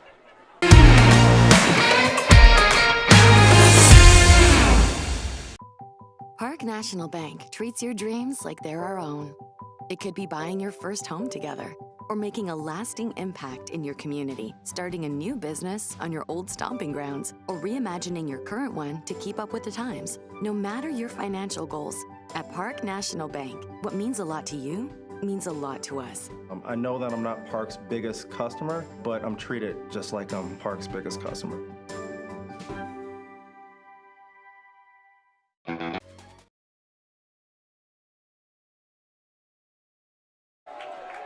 Fourth down, and it looks like the Freddies are going to go for it.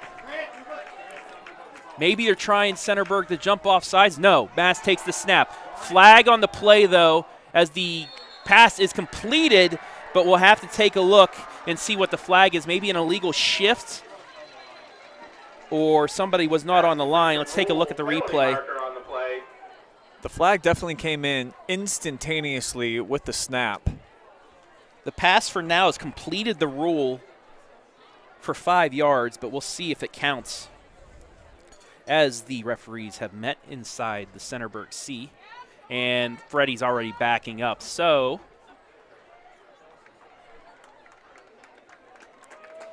I think they're going to have to say it's an illegal formation would be the only thing that makes sense. And that's what it was. Illegal shift on the Freddies. So I'm kind of confused because the down marker says 3rd. Yeah, now they changed it to 4th down. For a second, I thought maybe somebody was off, and that's why they went for it. But nonetheless, it looks like the Freddies are going to go for it again. They know this is a big possession by the way that Centerburg's been playing offense. Snap back. Mast looking down the seam, and incomplete just ahead of Trevor Bellman, and it's a turnover on downs. Bellman got lit up on the play. Excellent coverage there by Chris Marshall, who you're going to see lay the boom here in any chance of a completion. Taken out of the equation right there with that big stick. So the Trojans get their first possession of the second half, pretty much where they've started every possession around midfield.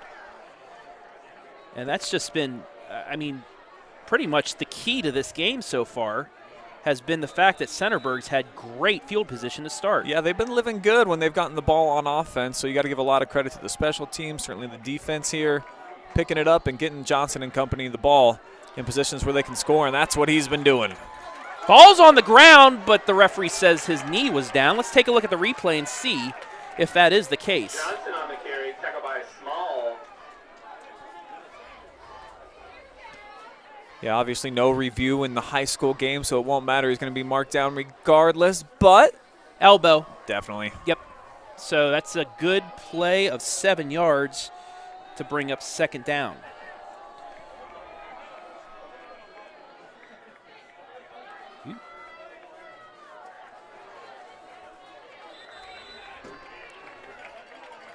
Second down carry.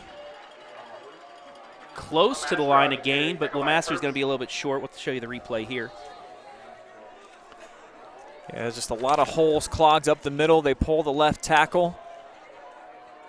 Opens up a hole there for some of the linebackers to get through for Fredericktown. And it's going to force a third down conversion. Third down. Johnson's going to keep it left side. He has the first down. It's really tough to even guard him because he's able to just juke and get to that outside. It looks like he's going up the middle, and then at the last second, I'm just going to go to the outside and get you the first down.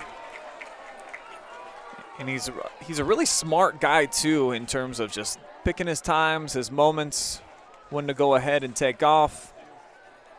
And you know, of course, that he's got that top-end speed when he's able to get to the second level. Too wide to the left, to the right for Johnson. And he is going to pass. Looking down the seam, has a man. Tipped and caught! Touchdown! Centerburg, everything's going right for them as Hankinson brings it in for 6.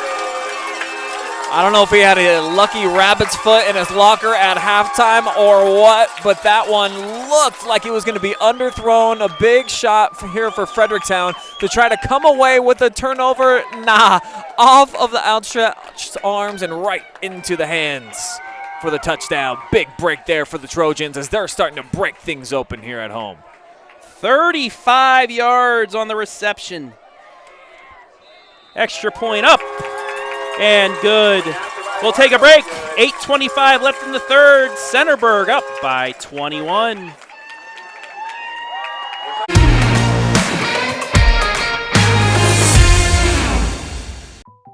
Park National Bank treats your dreams like they're our own. It could be buying your first home together or making a lasting impact in your community, starting a new business on your old stomping grounds, or reimagining your current one to keep up with the times. No matter your financial goals, at Park National Bank, what means a lot to you means a lot to us.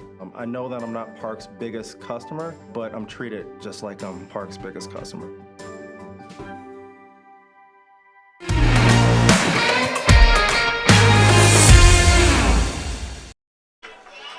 Tip drill touchdown by the Trojans has them up 28-7 here in the third quarter. Travis Berardi alongside OH Report founder, CEO, cameraman, color commentator, everything you could think of, janitor too. He even cleans up after himself. Brian Skowronski. This one's kicked away. Ruhl's going to take it at the 5. Has a little bit of room, cuts back at the 15, and then he's swarmed by Trojans before the 20. Let's take a look at that touchdown one more time, Brian. This is why you do the tip drill in practice. Yeah, just about everybody truly does put this into their drills, and you see Hankinson not worrying about it. He was prepared, able to bring in the big catch and the run into the end zone, and that's a backbreaker for Fredericktown because it definitely looked like in real time that ball was going to get intercepted. So when that turns from a potential turnover to 6-7 points the other way, those are tough to overcome, and now they're in a deep, deep hole. Hopefully the Freddies brought some big shovels. 8:19 left in the third quarter, and you got to think this is a possession where Fredericktown needs a score, and that's not a good start. No gain on the carry. You see Big John kind of giving them the Kembe Mutombo, no, not in my hole. Look at that big stick, and he pops up with a little bit of energy. No gain on the play. Brings up second down and 10. And there's some wide bodies down in the trenches for Centerburg. So this team, I think they're really lauded for their big team speed, great secondary, obviously the 1-2 punch in the backfield. But they're more than that. This is a team that I've been impressed with at all 3 levels here tonight. Second and 10, Mass looking to pass. He has Carpenter down the seam, in and out of the hands. Tyler Johnson. Can we talk about defense too? Because I guess Tyler Johnson can do that. Knocks the ball out of the hands of Cade Carpenter, and he'll bring up third down.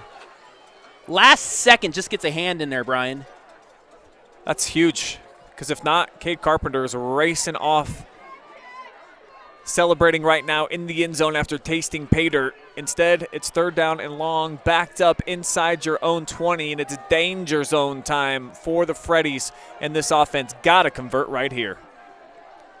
3rd down and 10 from their own 19. 7:30 left in the third. Mast looked like he was going to go downfield. Instead, he's going to pull it back. Now he's going to take a run, gets a block from Carpenter, but throws it incomplete. It'll bring up 4th down and a punting situation. And you're talking about celebrating. You know, there's a group about 9 miles away from here at the Rustic Knolls campground celebrating the Trojans right now. I heard from one of the fans that they have it up on the big screen out there on this beautiful night. Probably have a little fire pit going, have some nice cold beverages. But hello to all you at Rustic Knolls Campground, and thank you for watching live and free on the OH Report. Whoop, whoop. That's what I'm talking about. It takes me back to my roots growing up in the sticks of Colorado. That's how we used to spend a lot of our weekends, except for back in my day. We didn't have no Wi-Fi to take out to the campground, so we just had to enjoy each other's company. So the fact that they can have live and free football to go with that, that sounds like a win all the way around, and looking like they're Trojans going for a win here tonight. Where they will start at their own 45-yard line. Good thing in that possession by Fredericktown, though, you saw Cade Carpenter was back out there and going at full speed. So that was good to see that, just a little dinged up, but able to get back out there. But they're going to need a big stop here in this third quarter, down 3 touchdowns. A touchdown here, I think, pretty much ends the game if you're Centerburg. You're just playing too well defensively, and I don't even think that they're going to be limited to just one more score the rest of the game. As hot as this offense has been, I believe it was their first 2 possessions. They came away with no points, maybe in their first 3. Since then, Trav, they've been perfect, right? Yeah, they have been. 4 for 4 as LeMaster gets the pitch. Wow. And I think we're going to get a face mask here on the run as LeMaster just continues to run downfield. And speaking of LeMaster, William LeMaster, no let-ups, take care of the ball and get the Freddieburg Trophy. It's going to be back in the Berg, baby. Have a feeling that's a relative of one Kalen LeMaster. And that indeed would be a face mask.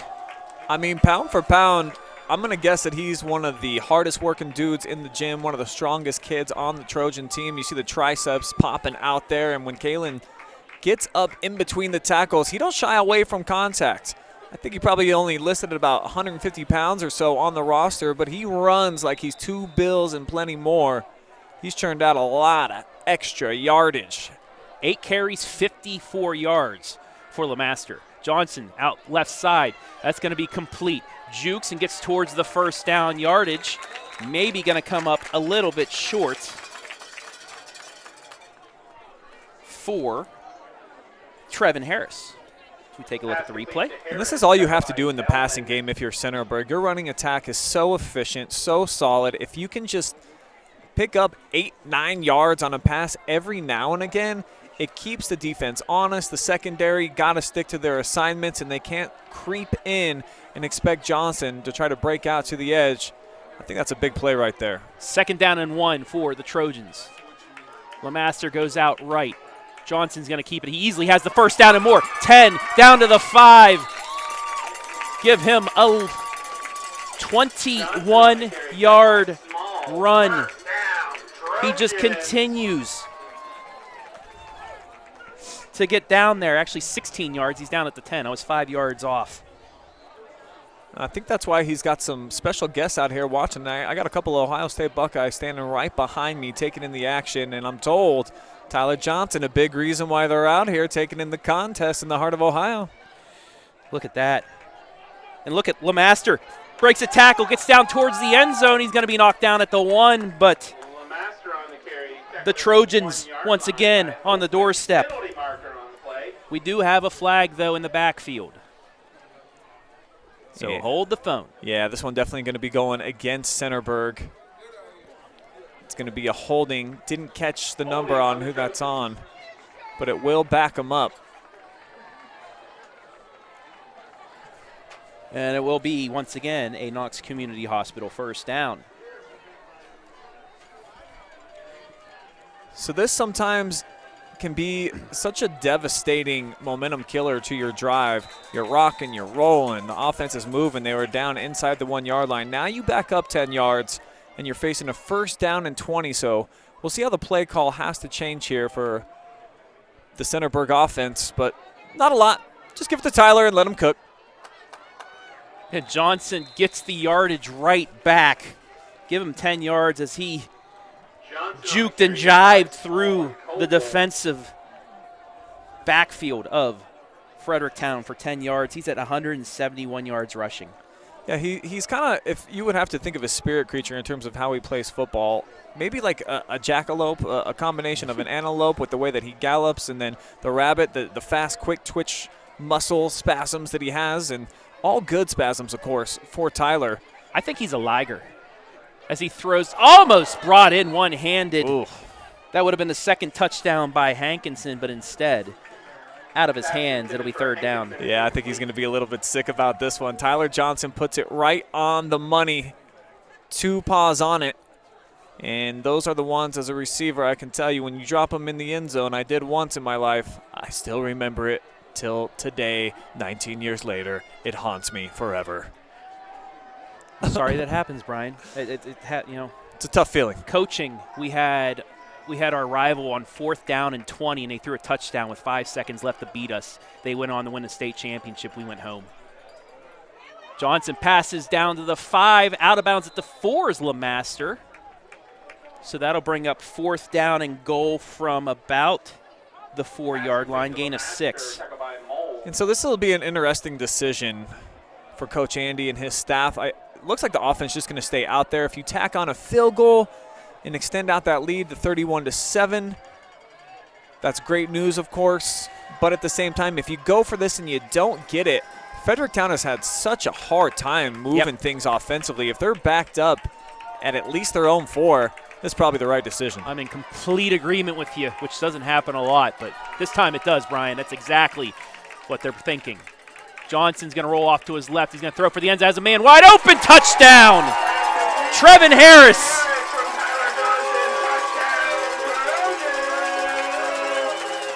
Excellent adjustment in midair by Trevin, reaching back with the sticky fingers, bringing it in for a big touchdown. And for Johnson, throwing it where the defenders are not, even though it looks like maybe it's an inaccurate throw, giving a chance where just the receiver can haul it in. Good looking play all the way around, and things are starting to get out of control. The Freddieburg Trophy probably staying here in the heart of Ohio. 2 points away also from a running clock here with 4:01 left. We're going to stay here so we can thank our sponsors, our great sponsors. Tonight's high school football broadcast is brought to you live and free on the OH Report. Thanks to our generous sponsors. Webb's Marathon. Stop by Webb's Marathon to join the Webb's Rewards program, where you can earn dollars off fuel and free drinks and coffee. Go Trojans. Mike Pankuch and Forman Realtors, committed to excellence in real estate since 1966. Tyler Griffith, Remax Peak. Regardless of if you're looking for a turnkey home or a fixer-upper, home shopping isn't as easy as HGTV makes it look. Located in Centerburg, the Tyler Griffith team is here to be your home buying and selling expert. Monarch Title Services. Without the support of Rochelle Salmons and her crew at Monarch Title, Centerburg football would not be available live and free to Trojans fans. If you're selling or refinancing your real estate, you get to choose the title company. That's taken at the 2-yard line. Breaks a tackle as Ruhl, still up and finally knocked out at the 27-yard line. As I continue here, why not support those who support the Trojans and close with confidence anytime, anywhere? Knox Community Hospital, in the community, for the community, and Park National Bank, where you mean more. And also a reminder to tune in after this game for the Park National Bank MVP. Brian Skowronski will have the interview with him, and I have a feeling I know the front runner, at least, for tonight's MVP. Yeah, I don't think there's any question. Always like leaving it in the hands of the fans out there in the Facebook and the land of YouTube, and let us know who you think is worthy of being the most valuable player of the game, and we'll invite him up here to the porch step, have a little Q&A. Ruhl gets through one tackler and then his gang tackle after a gain of 1. Bring up second down. It's probably the best way to try to handle Teegan Ruhl, is just strength and numbers swarm to him like a host of jackets and able to rip them down. We have a player down on the field. We'll take a break. 3:34 left in the third quarter. This one's well in hand. Centerburg leads.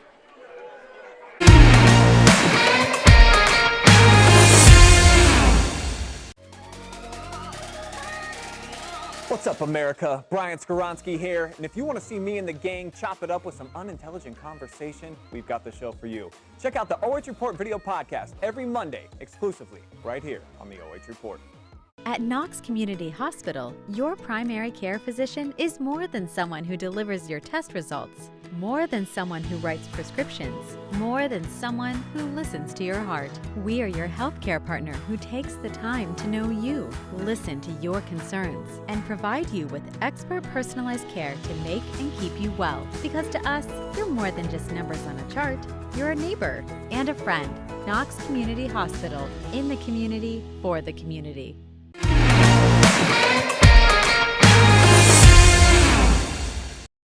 Back here in the heart of Ohio, we have an injury timeout, an injured Freddie on the ground. Looks like he's about to get back up, which is great.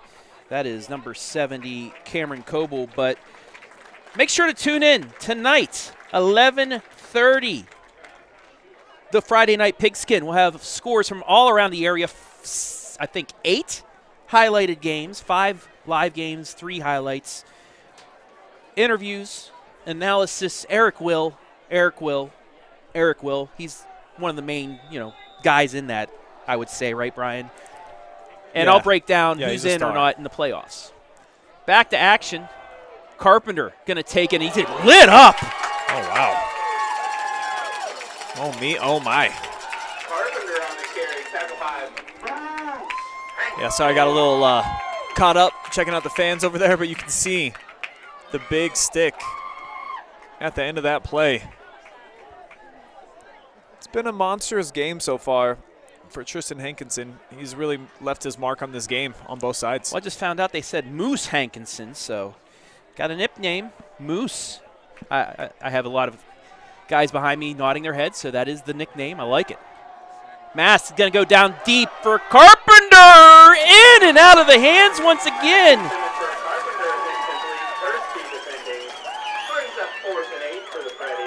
So it's going to bring up 4th down, trying to take the big shot. I like it. You see, you got the safety peeking in there. Kind of lost track of what he was supposed to do. Carpenter gets in behind the defense, and it at least hit his hands. Solid throw there by Maston. At this point, if you're Fredericktown, punting so detrimental. I'm a little surprised, actually, that they are going to punt this football away. I know that you're trailing by 4 scores. You don't want to get more out of hand. But Tyler Johnson in the offense, I mean, they have just been crushing it. That's going to be fair caught. Let's show that to you once again. I apologize. We had the wrong screen up for that play, so you heard me yelling over a replay. But here we go. And it was in his hands. He just couldn't get it corralled. Centerburg, chance now with the score to turn this into a running clock situation as well, which they did last week against Northmore. And they're about to draw for the 50-50 here, $298, Trav. And big shout out to the guy who won it last week. Yeah. I guess he said, I'm going to give this money back on one condition. You bring pizza to my guys in the press box next week. And both of us had Trojan twist for the first time. Phenomenal. LeMaster with the hole. Goodbye. 30, 20, 10. Put it in the books. Touchdown, Centerburg. Good night, Nurse. The heart of Ohio pumping strong tonight, baby. LeMaster getting down the sideline. Ain't nobody gonna catch him on spooky season. That's what you call getting ghosts right there. Big treat for these Trojan fans. Wow. Talking about that 1-2 punch of Johnson and LeMaster, and that's showing it off right there. Great blocking as well by the secondary. So we'll keep it here and show you that play one more time. Wow, Brian, just speed kills. And they've got so much of it on the Centerburg team. Coach Colella, just a wide Swiss Army knife. Huge array of talent to work with. And they've got guys that are different styles of versatile threats. Johnson is a physical runner. He's fast too. And LeMaster, I've come to see tonight as kind of being equal, only a little bit smaller version when he gets in between the tackles, this guy definitely has been holding his own, and you see what he's able to do when he catches the edge. Big play threats all over the football field. That's why we've got a running clock, and Trojans Nation up on their feet jumping around because they can sense that 9th victory in a row. And oh, by the way, the Freddieburg Trophy's in the house tonight. Ruhl across the 20. There's a flag on the play. It's probably going to come back. Also, want to shout out Jesse Rings. Great block on the seal to open up that hole and allow LeMaster to get out there as we have the flag on the play.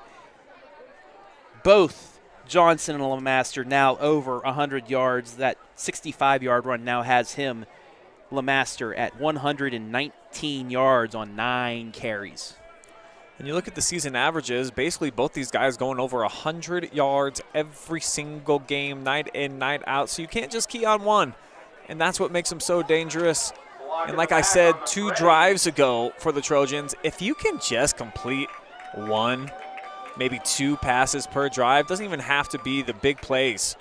Just pick up 5, 6, 8, 10 yards. That running game's always going to be there. And when they open up the floodgates, man, are they dangerous. So backed up are the Freddies. 1st and 10 now on their 11. Handoff, Ruhl. And he's going to get something out of it, but not a lot. Also, it was corrected when I heard the band director of Fredericktown say next year. I thought it was 2023, but no, they're going to be in 2024 going on there. So, you know, want to make that correction.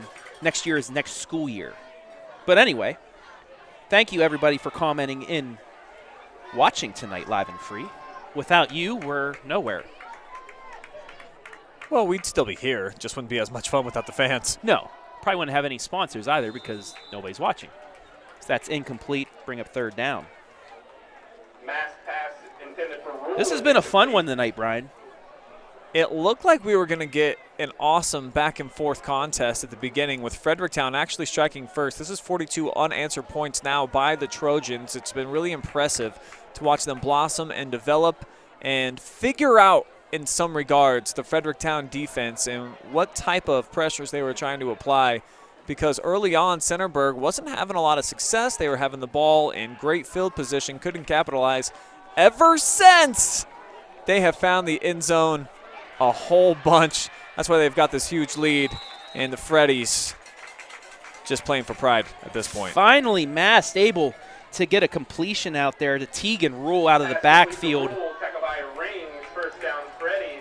As you see, going from the 17 all the way up to the 45. 28 yards on the completion and a 1st down for the Freddies. Yeah, might want to find a whole lot more of those just to make things interesting. If nothing else, if you're Fredericktown, you've got to score on this drive and stop that running clock. Carpenter on the handoff. Cuts back inside, but we're going to get a block in the back. It was a touchy block, Brian, as you'll see it right here. But he did get both hands behind the pads. I mean, in the rule book, that's a block in the back. It looked just a little bit unnecessary. LeMaster kind of took himself out of the play.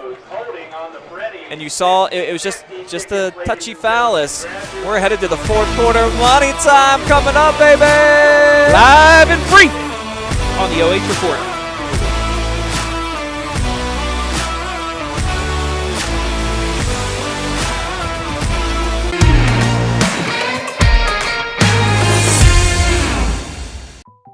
Park National Bank treats your dreams like they're our own. It could be buying your first home together or making a lasting impact in your community, starting a new business on your old stomping grounds, or reimagining your current one to keep up with the times. No matter your financial goals, at Park National Bank, what means a lot to you means a lot to us. I know that I'm not Park's biggest customer, but I'm treated just like I'm Park's biggest customer.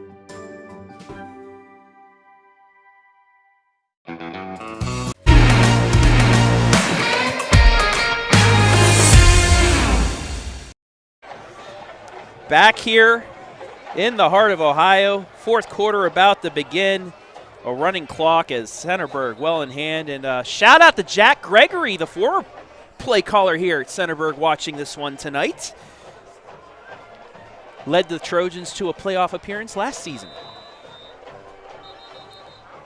Also an update from East Knox, which, since we have a second, let's show it to you.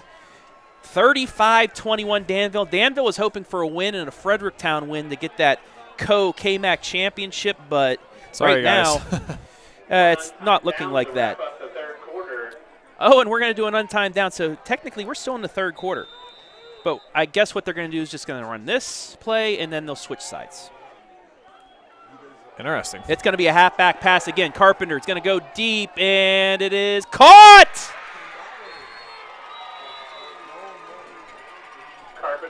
Yeah, he caught the football, but at what expense? See, grabbing the left elbow that time, Xavier Mullins after skying for a big play. Triple covered. But just how hurt is he? 33 yards on the completion, but now that will end the third quarter, so we'll take another break. 42-7. Now money time coming up next, live and free on the OH.REPORT.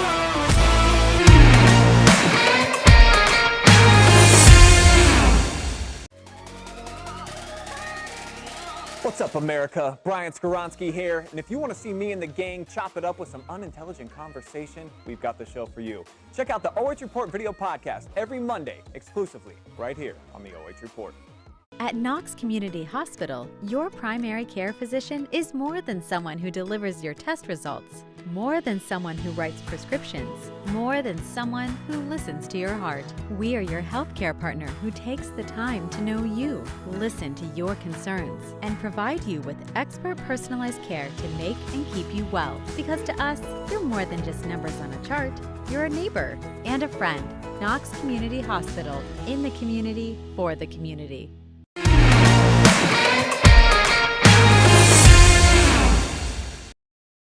What time is it, Ski? Money time! On the Forman Realtors, Agent Mike Pankuch scoreboard, 42-7, so we're going to start with a running clock here in quarter number 4, but if the Freddies can score, that clock stops. We're back to a normal game. Ruhl on the handoff, left side, gets ahead for a gain of maybe 2 yards. Brings up second down. And it was good to see Mullins get up on his own and walk off the field, and he's actually back into the game now. Yeah, it didn't take long for him to shake it off. Sometimes that's all you need, man. I mean, in football, it's such a physically violent sport. If you can just literally take 5, get a minute, step out for a play, these kids are tough. And he's right back in there. Same with Cade Carpenter earlier. Comes back in, throws a completion. He is now wide out there to the left, too wide to the left, I formation. Handoff, Ruhl. And he's going to cut his way up closer to the first down yardage. 4 yards on the carry. He'll bring up third down for the Freddies. Got to give a lot of compliments, I think, to the Trojan defense, not allowing Teegan to rule the night like he's been doing just about every single week, certainly last week, and just 14 touches, went over 2 bills, 4 touchdowns. Now, granted, the opponent not quite up to the caliber of the Trojans, but ever since that Enfuego start where he had the big touchdown run on the opening drive, a whole lot of nada for 19. Ruhl tries to get at the outside, but he's swarmed by Trojans. Maybe gets a yard, but it'll bring up fourth down. Just tackling in numbers. That's what Centerburg's been doing. Getting 3, 4 hats to the football just about every single tackle. It's going to breed a lot of success. Coming up on 10 minutes left in regulation. 10 minutes separates the Centerburg Trojans in an outright KMAC championship and quite possibly 2 more games here in the heart of Ohio. Great atmosphere. What a big benefit that would be to them to be able to play at home not once but twice. Oh, and we got a man jumped. Freddie's going to get a first down on a false start by the Trojans. Encroachment on the Trojans. First down, Freddies. Yeah, the game's out of reach, so it doesn't really mean a lot. See, obviously the linebacker wanting to come in, get a quick jump, try to get into the backfield and blow things up. It cost them, though. Fresh set. And now an opportunity for the Freddies. Try to inch closer. But they're having to do it methodically, Travis. No big chunk plays other than that big catch by Mullins. And that's not helping them out at all because the clock is not in their favor to be going 2-3 yards at a time. Ruhl on the carry. If you want numbers, though, you should make sure after this one ends to tune in to the Galleon River Valley game, which is just starting the second half. Galleon led 42-34 at the half. Shoo! 343 yards by Galleon, 369 by River Valley. So you'll be able to see a lot of that game after this one ends. Throw down the middle, incomplete, out of the end zone. Bring up third down. Probably for the best. You see nobody open on this play. Trojans got guys all over the place in the secondary. And about 3 dudes in red jerseys around the football on that throw to the end zone. Update from East Knox, still 35-21 in the fourth quarter, but Danville just completed a huge play inside the 20 of East Knox. So looks like the Blue Devils, they will most likely lock up the number 3 seed in Division 7 Region 25. Mast back to pass, throws it short, complete, left side, down to the 10. Inside the 10 is Logan Small for another first down. Small, tackled by Reams, first down Freddies. Almost looked like this one was going to hit the turf. Doing a nice job scooping it up and taking the bread loaf for about another 10 more yards on that one. First down and goal for the Freddies on the 9.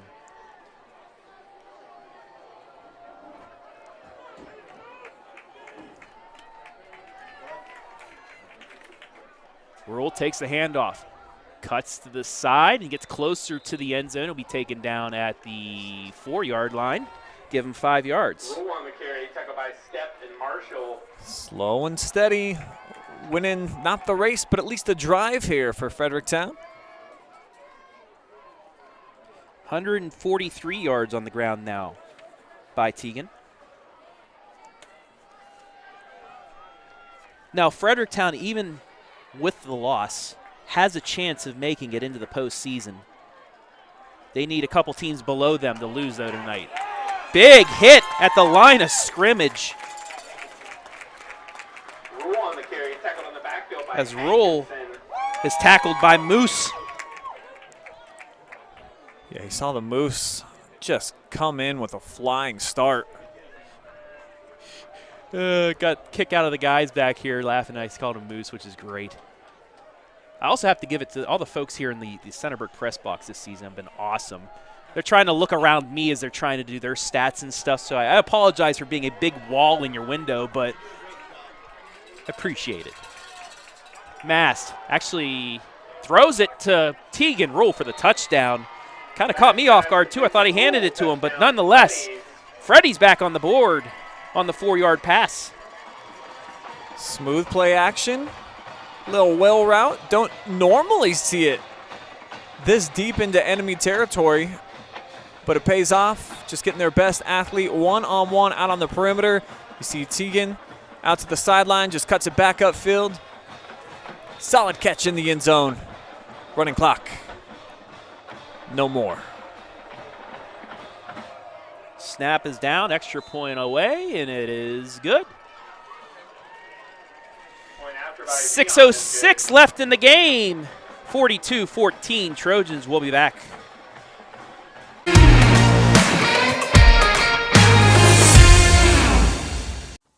Take a look at all the action from Friday Night Football right here in North Central Ohio with great analysis, highlights, coach interviews, and so much more every single Friday night right here on the OH Report.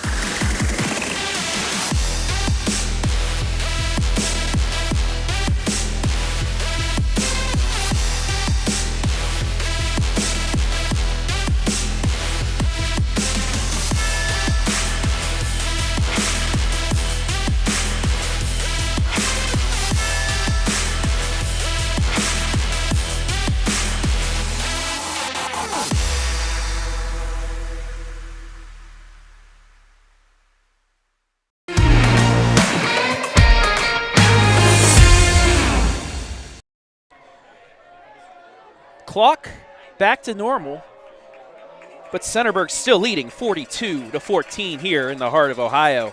6:06 away from a KMAC championship. Onside kick, and it's received and not taken down by the Moose. They tried. Kickoff down by Hankinson, first down. And I tell you what, Travis, there is a lot of great lettuce out here in this matchup tonight. You look at the Moose and what he's got hanging out the back of the helmet. Obviously, Teegan got one of the top-notch hairdos in all of the KMAC. There's probably about 10 guys out here that rocking the hair down to the numbers. Just don't see that a ton at the high school level in these 2020 years, so pretty sweet to see. Gotta love the lettuce. Johnson, gotta love this run. 10 yards, first down into Fredericktown territory. Johnson on the kick, As he Small. continues First down, Trojans. to get closer and closer to 200 yards rushing. He's at 182.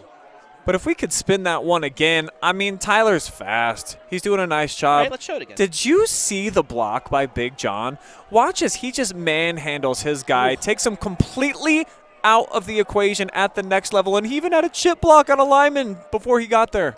I got to say, he's probably an MVP candidate. Let's bring up a lot of people. Let's get like 3 or 4 guys up here tonight because they all deserve it. But Big John, he's become one of my favorites the last few weeks of covering Centerburg as well.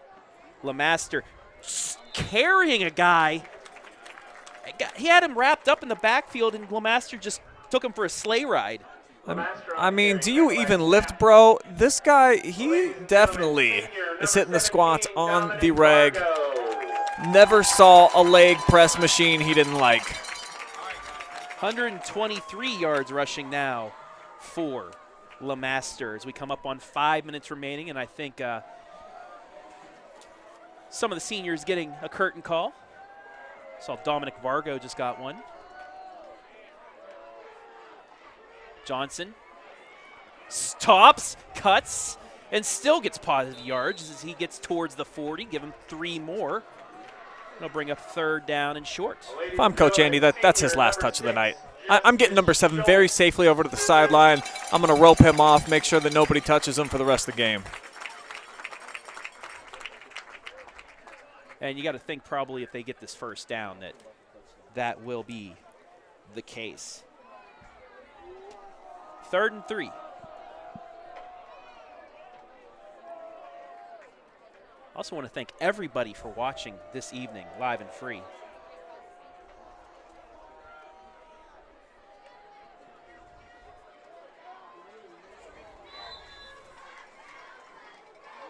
Handoff, just short of the first down.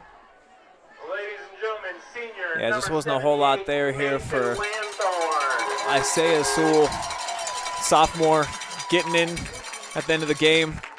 Making it close, though. It's going to be 4th down and 1. Trojans offense going to stay out on the field. Talked about the Freddie marching band. The Centerburg marching band is going to be in the New York City St. Patrick's Day this St. Patrick's Day coming up. So how about that? Both KMAC squads going to major cities. Johnson, why not give it to him to finish off the first down? First down, Trojans. 2 yards on the run, and it's another Centerburg first down. Ladies and gentlemen, senior. I mean, was there ever any doubt Tyler Johnson was going to be held to less than a yard? Just doesn't happen for this guy.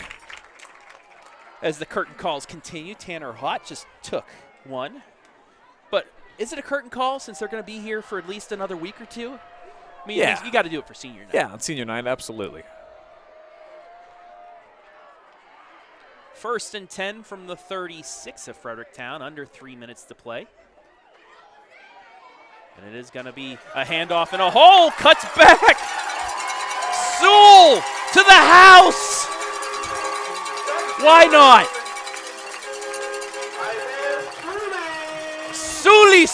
Sully. It doesn't matter what ingredient they are throwing in the pot tonight. It's all working. All tastes great. The latest addition right here. How about a little 13 in the mix? 37 yards to the house. It's 48-14. So cue the marching band. Going to be heading up to the NYC.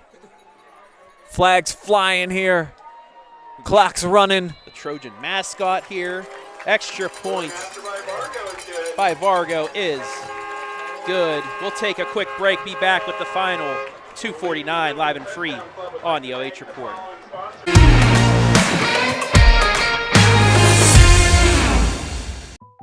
Park National Bank treats your dreams like they're our own.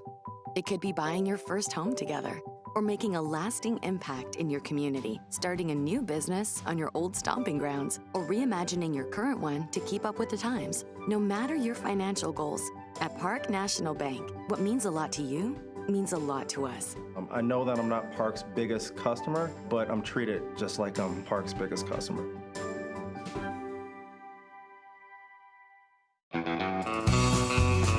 I'm Travis Big League Berardi. Catch me every week with my Country Roads rankings.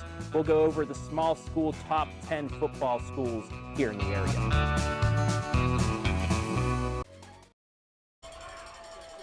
Kickoff. This time it's a short one taken by Carpenter at the 20. He had to dive on it because that's a live ball.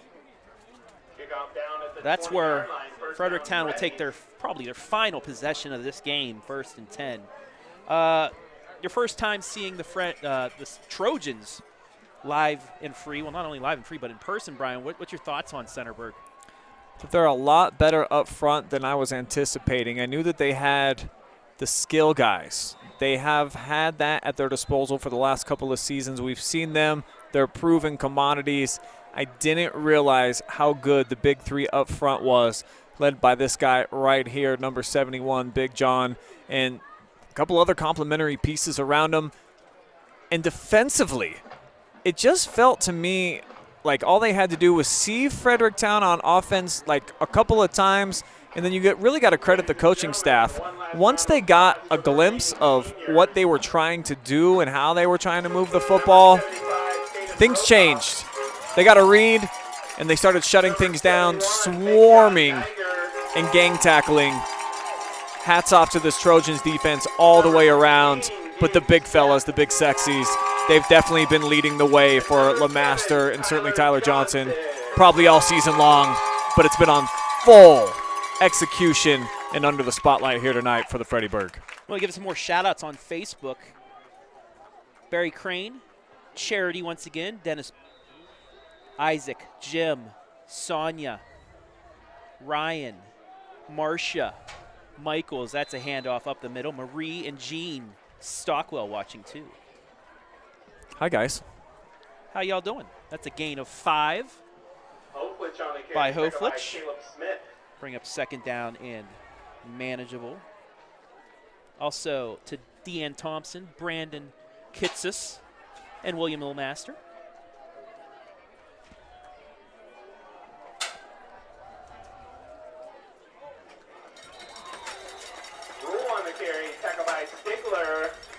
Teegan Ruhl on the carry. Teddy Stigler. I think Teegan's done tonight. I don't think they're going to risk him anymore. Gets 1 yard off of that.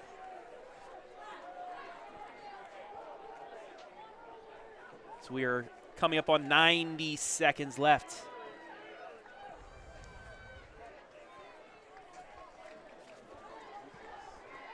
Once again, make sure to tune into the Friday Night Pigskin, 11:30. Hoflich, handoff, gets the 1st down and more across the 40 to the 42-yard line. Yeah, tonight on the Pigskin, we'll be showing you who wins conference championships, not just in the KMAC, because you already know who's going to be waving that banner, adding a new one to the tally mark here in Centerburg, but also in the Northern 10, the OCC, the MOAC, a great battle going down tonight in Sparta.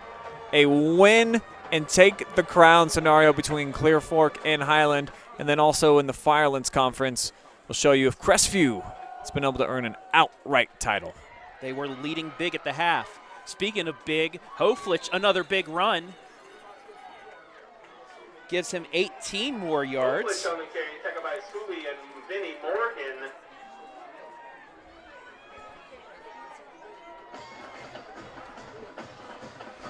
So under 20 seconds left. This will probably be the final play of the game,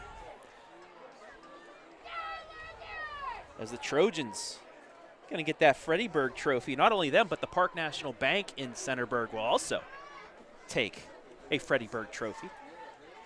2 of them. It's a cool thing. The community gets one and the school gets one. Hey, 2 for the price of 1. That's quite the bargain, and they have earned it here tonight. Centerburg, stand up, your football team. Doing big things here at home on senior night, taking care of business. Lopsided win against your rivals. 49-14. Centerburg wins the Freddieburg and wins the KMAC outright. Let's just take it in right now as we get ready for the presentation of the Freddieburg Trophy. So I'm just gonna shut up and let the crowd tell the story.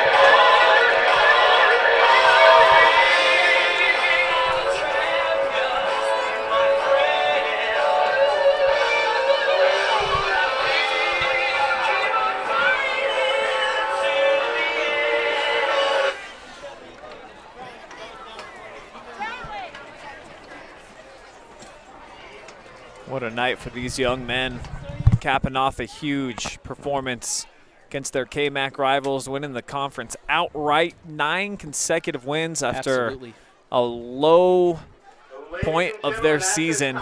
Luckily for them, it came very early on. There it is, the Freddieburg Trophy. In the possession of Centerburg for the first time ever. And when I was at senior night last week for Fredericktown and they read off all the list of accomplishments and what the players' favorite memory of high school was, I would say half of the football seniors, maybe even more for Fredericktown, said winning this trophy right here. So the memories that were just made by these Trojans going to last with them for a long time. Oh, and now we have another presentation because the Fredericktown Park National Bank is giving the Centerburg Park National Bank their trophy right down in front of us. But the party has just begun here, Brian. We're going to take a break and be back with our MVPs. We're going to have a few of them because it wasn't just one player that brought this championship home, as you see the Park National Bank trophy being awarded to Centerburg. But we're going to take a break, be back with our MVP live and free on the OH Report.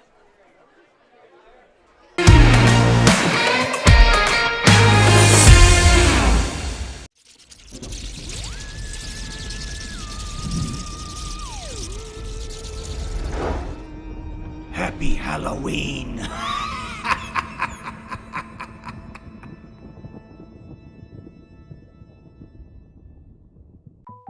Park National Bank treats your dreams like they're our own.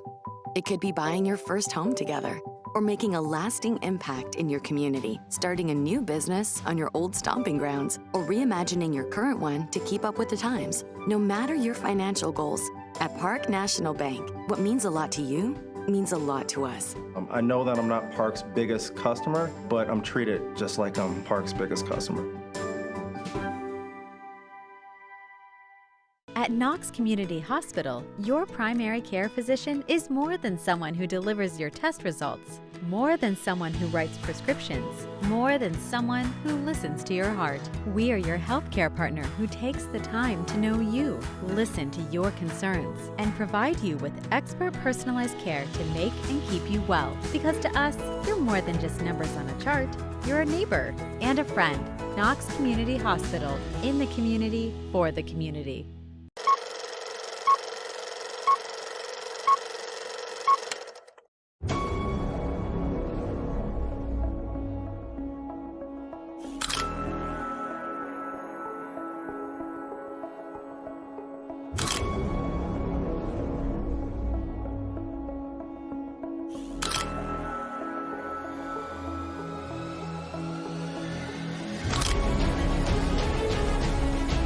Very nice look to Denbo. Beautiful behind the back move. Oh my goodness, ankle breaker. And it's the shot. Wow. Being aggressive and traveling, or he's trapping. Inside to Holloway. 2-on-2 fast break. Ramsey has it, takes it herself. Off the glass. And Curfew comes back.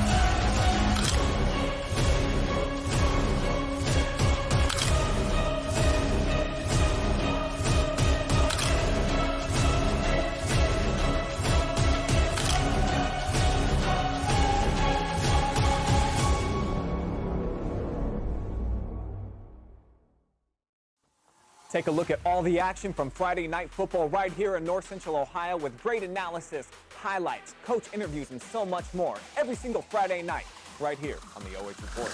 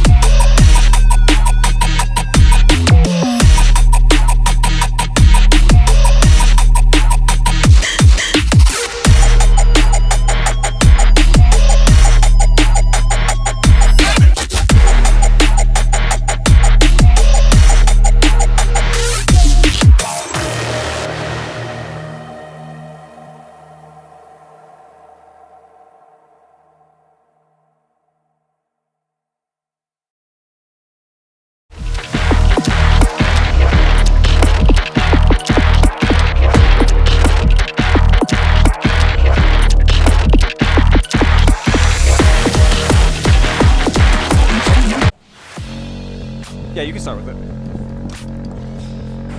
We're now back with our co-players of the game presented by Tyler Griffith, Remax Peak, and we've got the big beef around the two fast running backs. That's right, we've got Tyler Johnson, Big John Geiger, and then we'll begin here with Caitlin Lemaster, who went over 100 yards and had a score here tonight.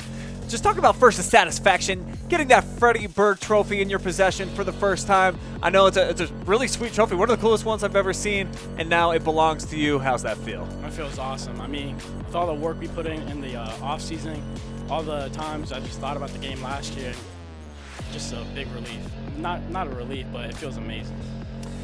With Tyler doing what he's been able to do this season, one of the leading rushers in the area, becoming a true dynamic playmaker with both the legs and the arm, tell me what you feel like you bring to the equation for this offense, and what's your big piece of the puzzle? I mean, it's just like a dual threat. You never know where the ball's going. We have a lot of cross action, so it's a real mess for the linebackers. It really opens up a lot of gaps. Take me back in time to that long touchdown run that you had. It kind of felt like it slammed the door shut on any kind of a Freddie comeback. I just saw the hole and I took it. I exploded through. All right, let's talk to the guy who helps make those holes, Big John. I gotta say, man, I've been seeing the highlights all season long. We've been seeing a lot of the Trojans, and these two guys getting a lot of the accolades. But you guys up front, you're nasty, you're big, you're physical. How much fun is it to be a part of this unit and opening up holes for these guys who know what to do with them? Oh, man, I just love it. Making holes for these guys is like a dream come true. So we've been together for so long, the chemistry's just there. And then defensively, too, I think that you three up front, you allow the linebackers to really fill in those gaps. You're swarming in bunches. How valuable is it to have a front three that's as dynamic as you guys up there, that you're taking on multiple guys at just about every single down? It's amazing what the work we all put in, and we're told to just clog the holes so our linebackers can make plays, and that's what we do. 9 straight wins for you guys after a little bit of a downer performance in week 1. What do you think has kind of propelled you to the next level where you've become a juggernaut in the area, likely going to be hosting 2 playoff games at home? I mean, we thought when we first went in we weren't going to get beat, so we went in with big heads, and then we realized that we could get beat, so we just realized we got to step it up. So you got humbled right away, and now you're starting to put it together. 9 straight wins. Let's hear from your starting quarterback now, Tyler Johnson. Another big night for you on senior night. Tell me about the festivities and what did that bring to the equation for you when there's a little bit more emotion involved, of course? Yeah, I mean, definitely you got a lot of things going on at senior week, you know.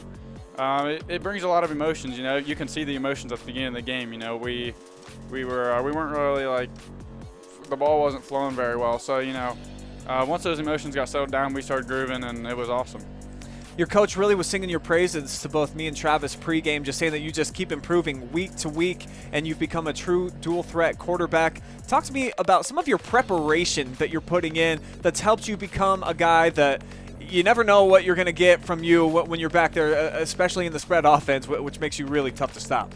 Yeah, so, I mean, it starts throughout the week. I mean, Sunday night I start watching film, get a feel for what they're doing, and then we come in on Monday, we go over the scouting report, coach gives me the rundown.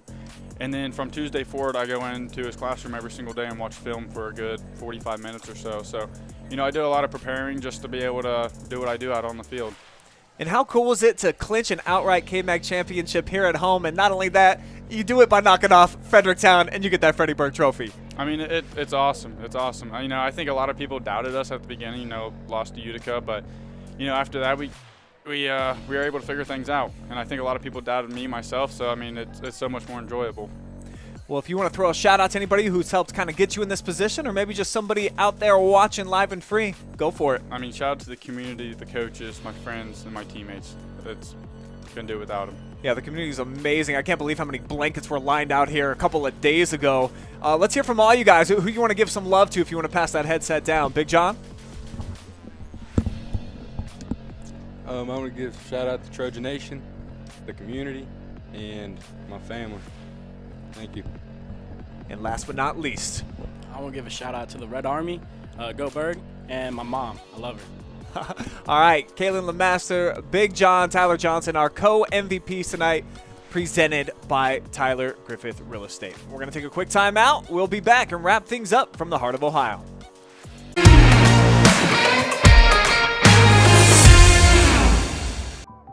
Park National Bank treats your dreams like they're our own. It could be buying your first home together, or making a lasting impact in your community, starting a new business on your old stomping grounds, or reimagining your current one to keep up with the times. No matter your financial goals, at Park National Bank, what means a lot to you means a lot to us.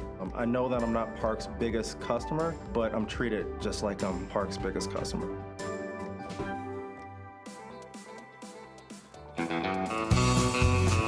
I'm Travis Big League Berardi. Catch me every week with my Country Roads rankings.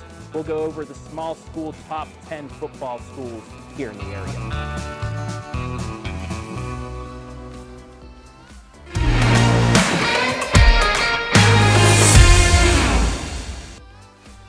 Welcome back.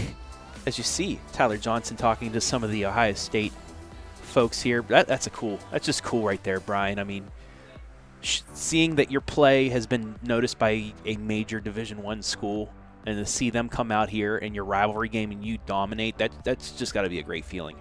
And no question that they were standing behind me for the entire second half, and I heard a couple of comments. One come in that was just like, man, they play some good football out here at Centerburg. So ultimate compliment when you get to come out to this type of environment and see a team like the Trojans put on a show in the fashion they did. Man, so much satisfaction all the way around here in the heart of Ohio. Now let's take a look at those stats, some of the reasons why these people are here watching the Trojans. Freddie's 13 first downs to 12, but it's because Centerburg, a lot of big plays. 87 passing yards to 72, Rushing yards, the big number. 349 yards on the ground for Centerburg. However, 220 for Fredericktown. Teegan Ruhl had a great night as well. He had 144 yards on the ground, and he had a receiving touchdown and a rushing touchdown. 2 turnovers by Fredericktown, 1 in each half. Penalties, 6 for 67. Centerburg, 4 penalties for 35. 144 yards on the ground for Teegan Ruhl. 187 on the ground for Tyler Johnson, and 3 more touchdowns. That's 9 in the last 2 weeks. And then Kalen LeMaster still 123 as well. So like we saw on the MVP statistic, 310 yards between the two of them. That's pretty good for a team that's going to be a high seed in the playoffs. You got to think that they could be one of the favorites in their region. Definitely. I mean, if you're going to be able to earn likely the number 2 seed, and you get the opportunity to play football games on your home surface, especially as well as Centerburg plays here. Undefeated, of course, at home now on the season. And you look on the flip side for the Freddies, really struggled away from Freddie country. All of their losses coming away from home for them. So I think that they'll look back on the season and think about, a couple of the road losses that got away from them. But this one, never really in doubt after that first quarter. Great start for Ruhl and company, but man, just too many dynamic playmakers for Centerburg. And up front, I think you got to give them a lot of credit, led by Big John. He's a big teddy bear when you see him up close, but when he's out on the field, he's hard-nosed, nasty, and he is the ringleader of that front 3. And one of the cool things, you and I probably got to experience this as well. After senior night, after the game, the seniors take one final walk down the field as they're coming down towards the far end right now, but they'll walk back through towards their teammates. And do you remember your final walk as a senior? I remember mine. Well, I'll tell you this. Football, our last game when we lost in the playoffs, it was the only sport that when it ended, I shed tears and I had big hugs, and a lot of my teammates did too. I didn't think that it was going to happen. It didn't happen for me for basketball or golf or anything else that I participated in. But football, there's just a little bit extra camaraderie because it takes bare minimum 22, you know what I mean, to really come together. You got to grind it out, and when you're giving up your body, there's so many aches and pains that are associated with this particular sporting concept that we've produced here in America. It's unlike anything else, and it's provided memories for years and years and years that still, when me and my boys get together at Christmas time, that's what we're talking about. It's crazy to think about that it's been 18, 19 years ago when I was playing, and these guys, they're living it right now. So to have your dreams happening with your eyes wide open, that's the best times, and clearly they're going to have more to come here at Centerburg. I think this is a team that'll probably run over their first-round opponent in the playoffs, and then when you start getting to that second round, that's when things become probably a little bit tighter, but yeah, I really like what I see from them tonight. I do too. We did actually a lap. So after our game, we actually beat one of our rivals with a walk-off field goal. It was a field goal in the final seconds, and then we stopped one of their big running backs in bounds to end the game. But after that, we just started taking a lap as here come the seniors back into focus. But yeah, you remember those moments. So, we had little baggies and took clumps of the field and put them in. And I don't think I have it anymore, but you remember that. It's a brotherhood. And, playing with some of those younger players and whatever, spending 2-a-days and everything like that. It's just, it's memories that you will have for the rest of your life. And these guys, they are not done here yet. As you take a look at the final score, 49-14. Fredericktown to be determined. Tonight, I will let you know. Are you in or are you out? We'll find out because the great Joe Idle, he's fast at work right now getting those numbers in. So we'll find out. Centerburg, you're here next week. I'll let you know if you're in for 2 weeks coming up at 11:30 tonight. And then we'll let you know who you're playing Sunday at 11 a.m. We'll have the bracket breakdown for you live and free on the OH Report. Tune in to our Facebook and main YouTube channels. Any last words, Brian, while we get these credits ready to roll? I want to throw some love to Freddie Nation, the fans out here on the road. They showed out. Their team didn't perform up to the expectations that they had for themselves. However, they got off to a big start. They at least gave themselves a chance early and just couldn't make the plays. I think they were outmatched against a team that's just playing so freely, so confidently. Centerburg, they've got all the momentum flowing in their favor. They're riding a wave into the postseason, and I fully expect them to get to the second round bare minimum, and a team that I think you could be putting in the conversation for a potential regional champion when it's all said and done. Yeah. Centerburg, they're the real deal, and the rushing attack they have, and they can pass as well. They just didn't need to tonight. But that'll wrap it up here from the heart of Ohio. Want to thank everybody that helped make things possible. Brian Skowronski, great job tonight, my friend, on the camera and color comment. I had a blast calling the game with you. Let's do this again in the playoffs. I'll be back. Let's do that. Want to thank everybody else that helped make things possible this evening. All of our sponsors: Webb's Marathon, Mike Pankuch and Forman Realtors, Tyler Griffith, Remax Peak, Monarch Title Service, not only for the sponsorship, but for the pizza and the Trojan twists. Those things were delicious. I'm glad we got one. And I can't wait until next week to get another one. Knox Community Hospital and Park National Bank. Want to thank everybody back at the OH Report, BS Media Productions, Adam Thompson, Jory Hollenbeck, Garrett Parlett, Storm Blunchley, Hayden Gray. Want to thank Rich Porter and the athletic department here at Centerburg for helping us, or allowing us to be here live and free tonight. And most importantly, we want to thank you, the fans, for watching. Trojans take the Freddieburg Trophy. They knock off Fredericktown 49-14. Where are they going to play? Are they going to be in? We'll find out at 11:30 on the Pigskin. But for now, for Brian Skowronski, I'm Travis Berardi saying so long from the heart of Ohio.